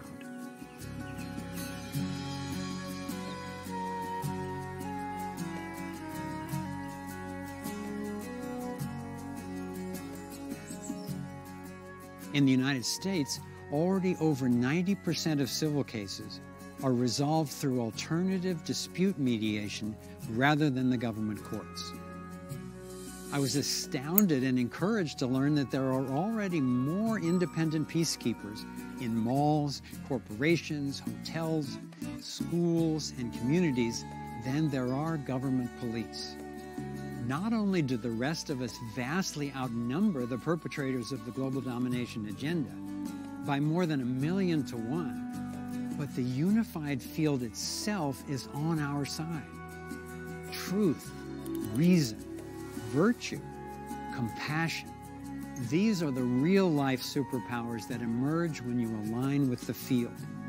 On the other hand, those who would want to control or destroy us, they're trying to go up against the entire unified field. Principles, not politics, are the way out. The existence of a field, our relationship to the field, the ability to tap the potential of the field is what gives us the evolutionary edge that our ancestors never had.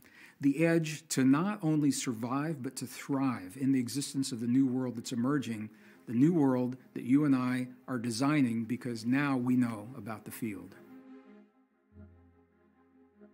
There are big systemic changes needed, and it's easy to wonder how to begin. I think the place to begin anything is with ourselves. Like the vast consciousness we exist within, it starts with purpose. Our sector solutions wheel covers every area of human endeavor. So once you have found your purpose and the sector you are most drawn to, then look at issues in that area to identify which one best matches your skills and passion. Next, consider which level of engagement best suits you right now. Is it working to meet immediate needs, like helping someone who's hungry to get food? Improving systems, like helping to create easier access to a broad range of health treatments? Or is it shifting consciousness, helping to refine the worldview that is at the root of them all? Aligning with the unified field can lead to an experience of resonance that we call love.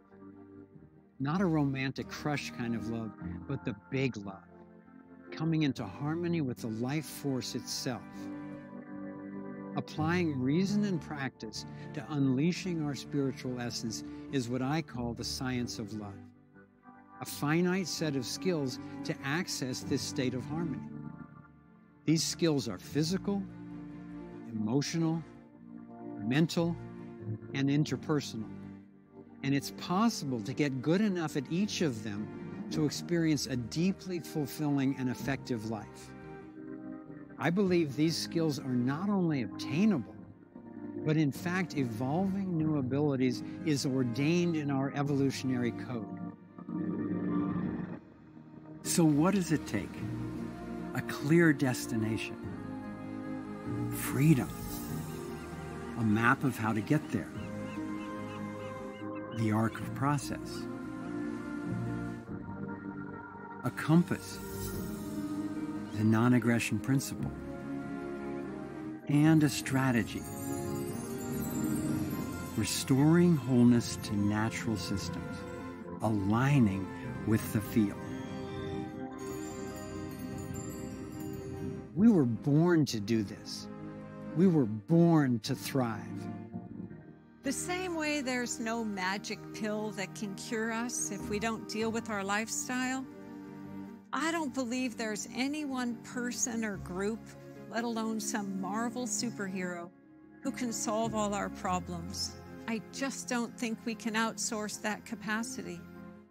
So what it means is that we're all in charge of coming up with this stuff ourselves.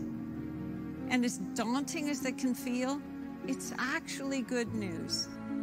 Because if it weren't up to us, we'd be powerless, and we're not. We are as powerful as we allow ourselves to be. We're not alone in this. We are profoundly connected. Science and spirit both show that now. And as the poet Rumi reminds us, remember, you're not just a drop in the ocean.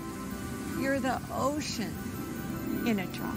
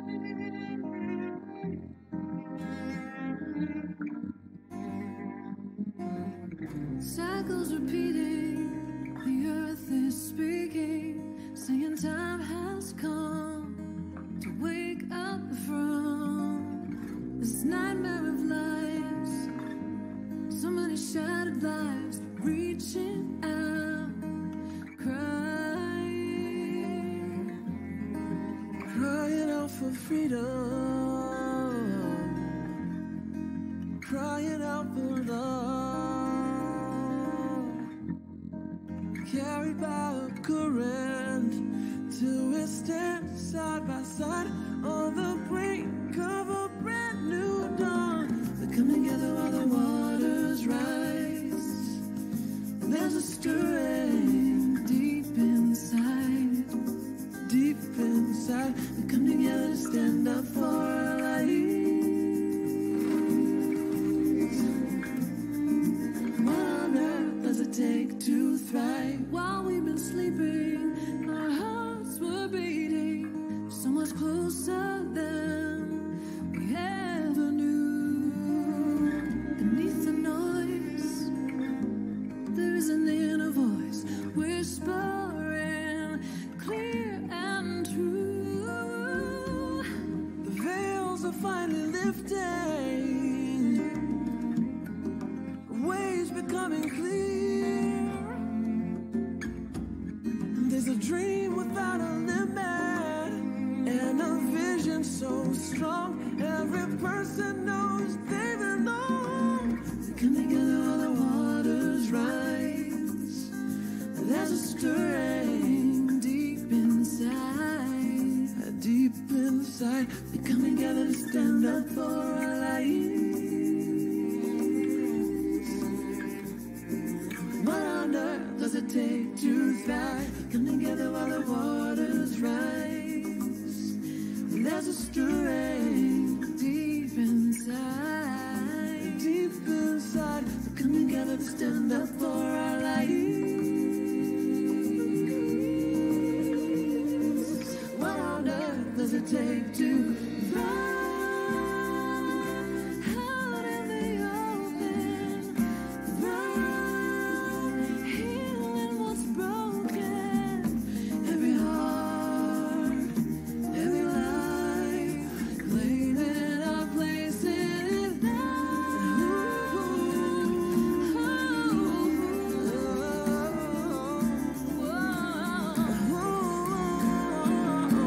Come together while the waters rise.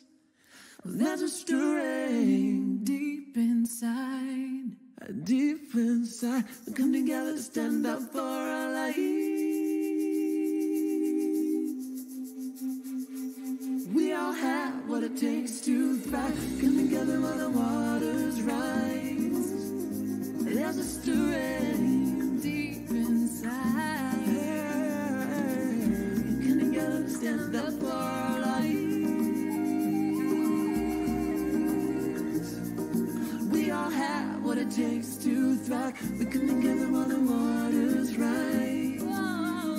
There's a stirring deep inside. Come together to stand up for our lives. We all have what it takes to thrive.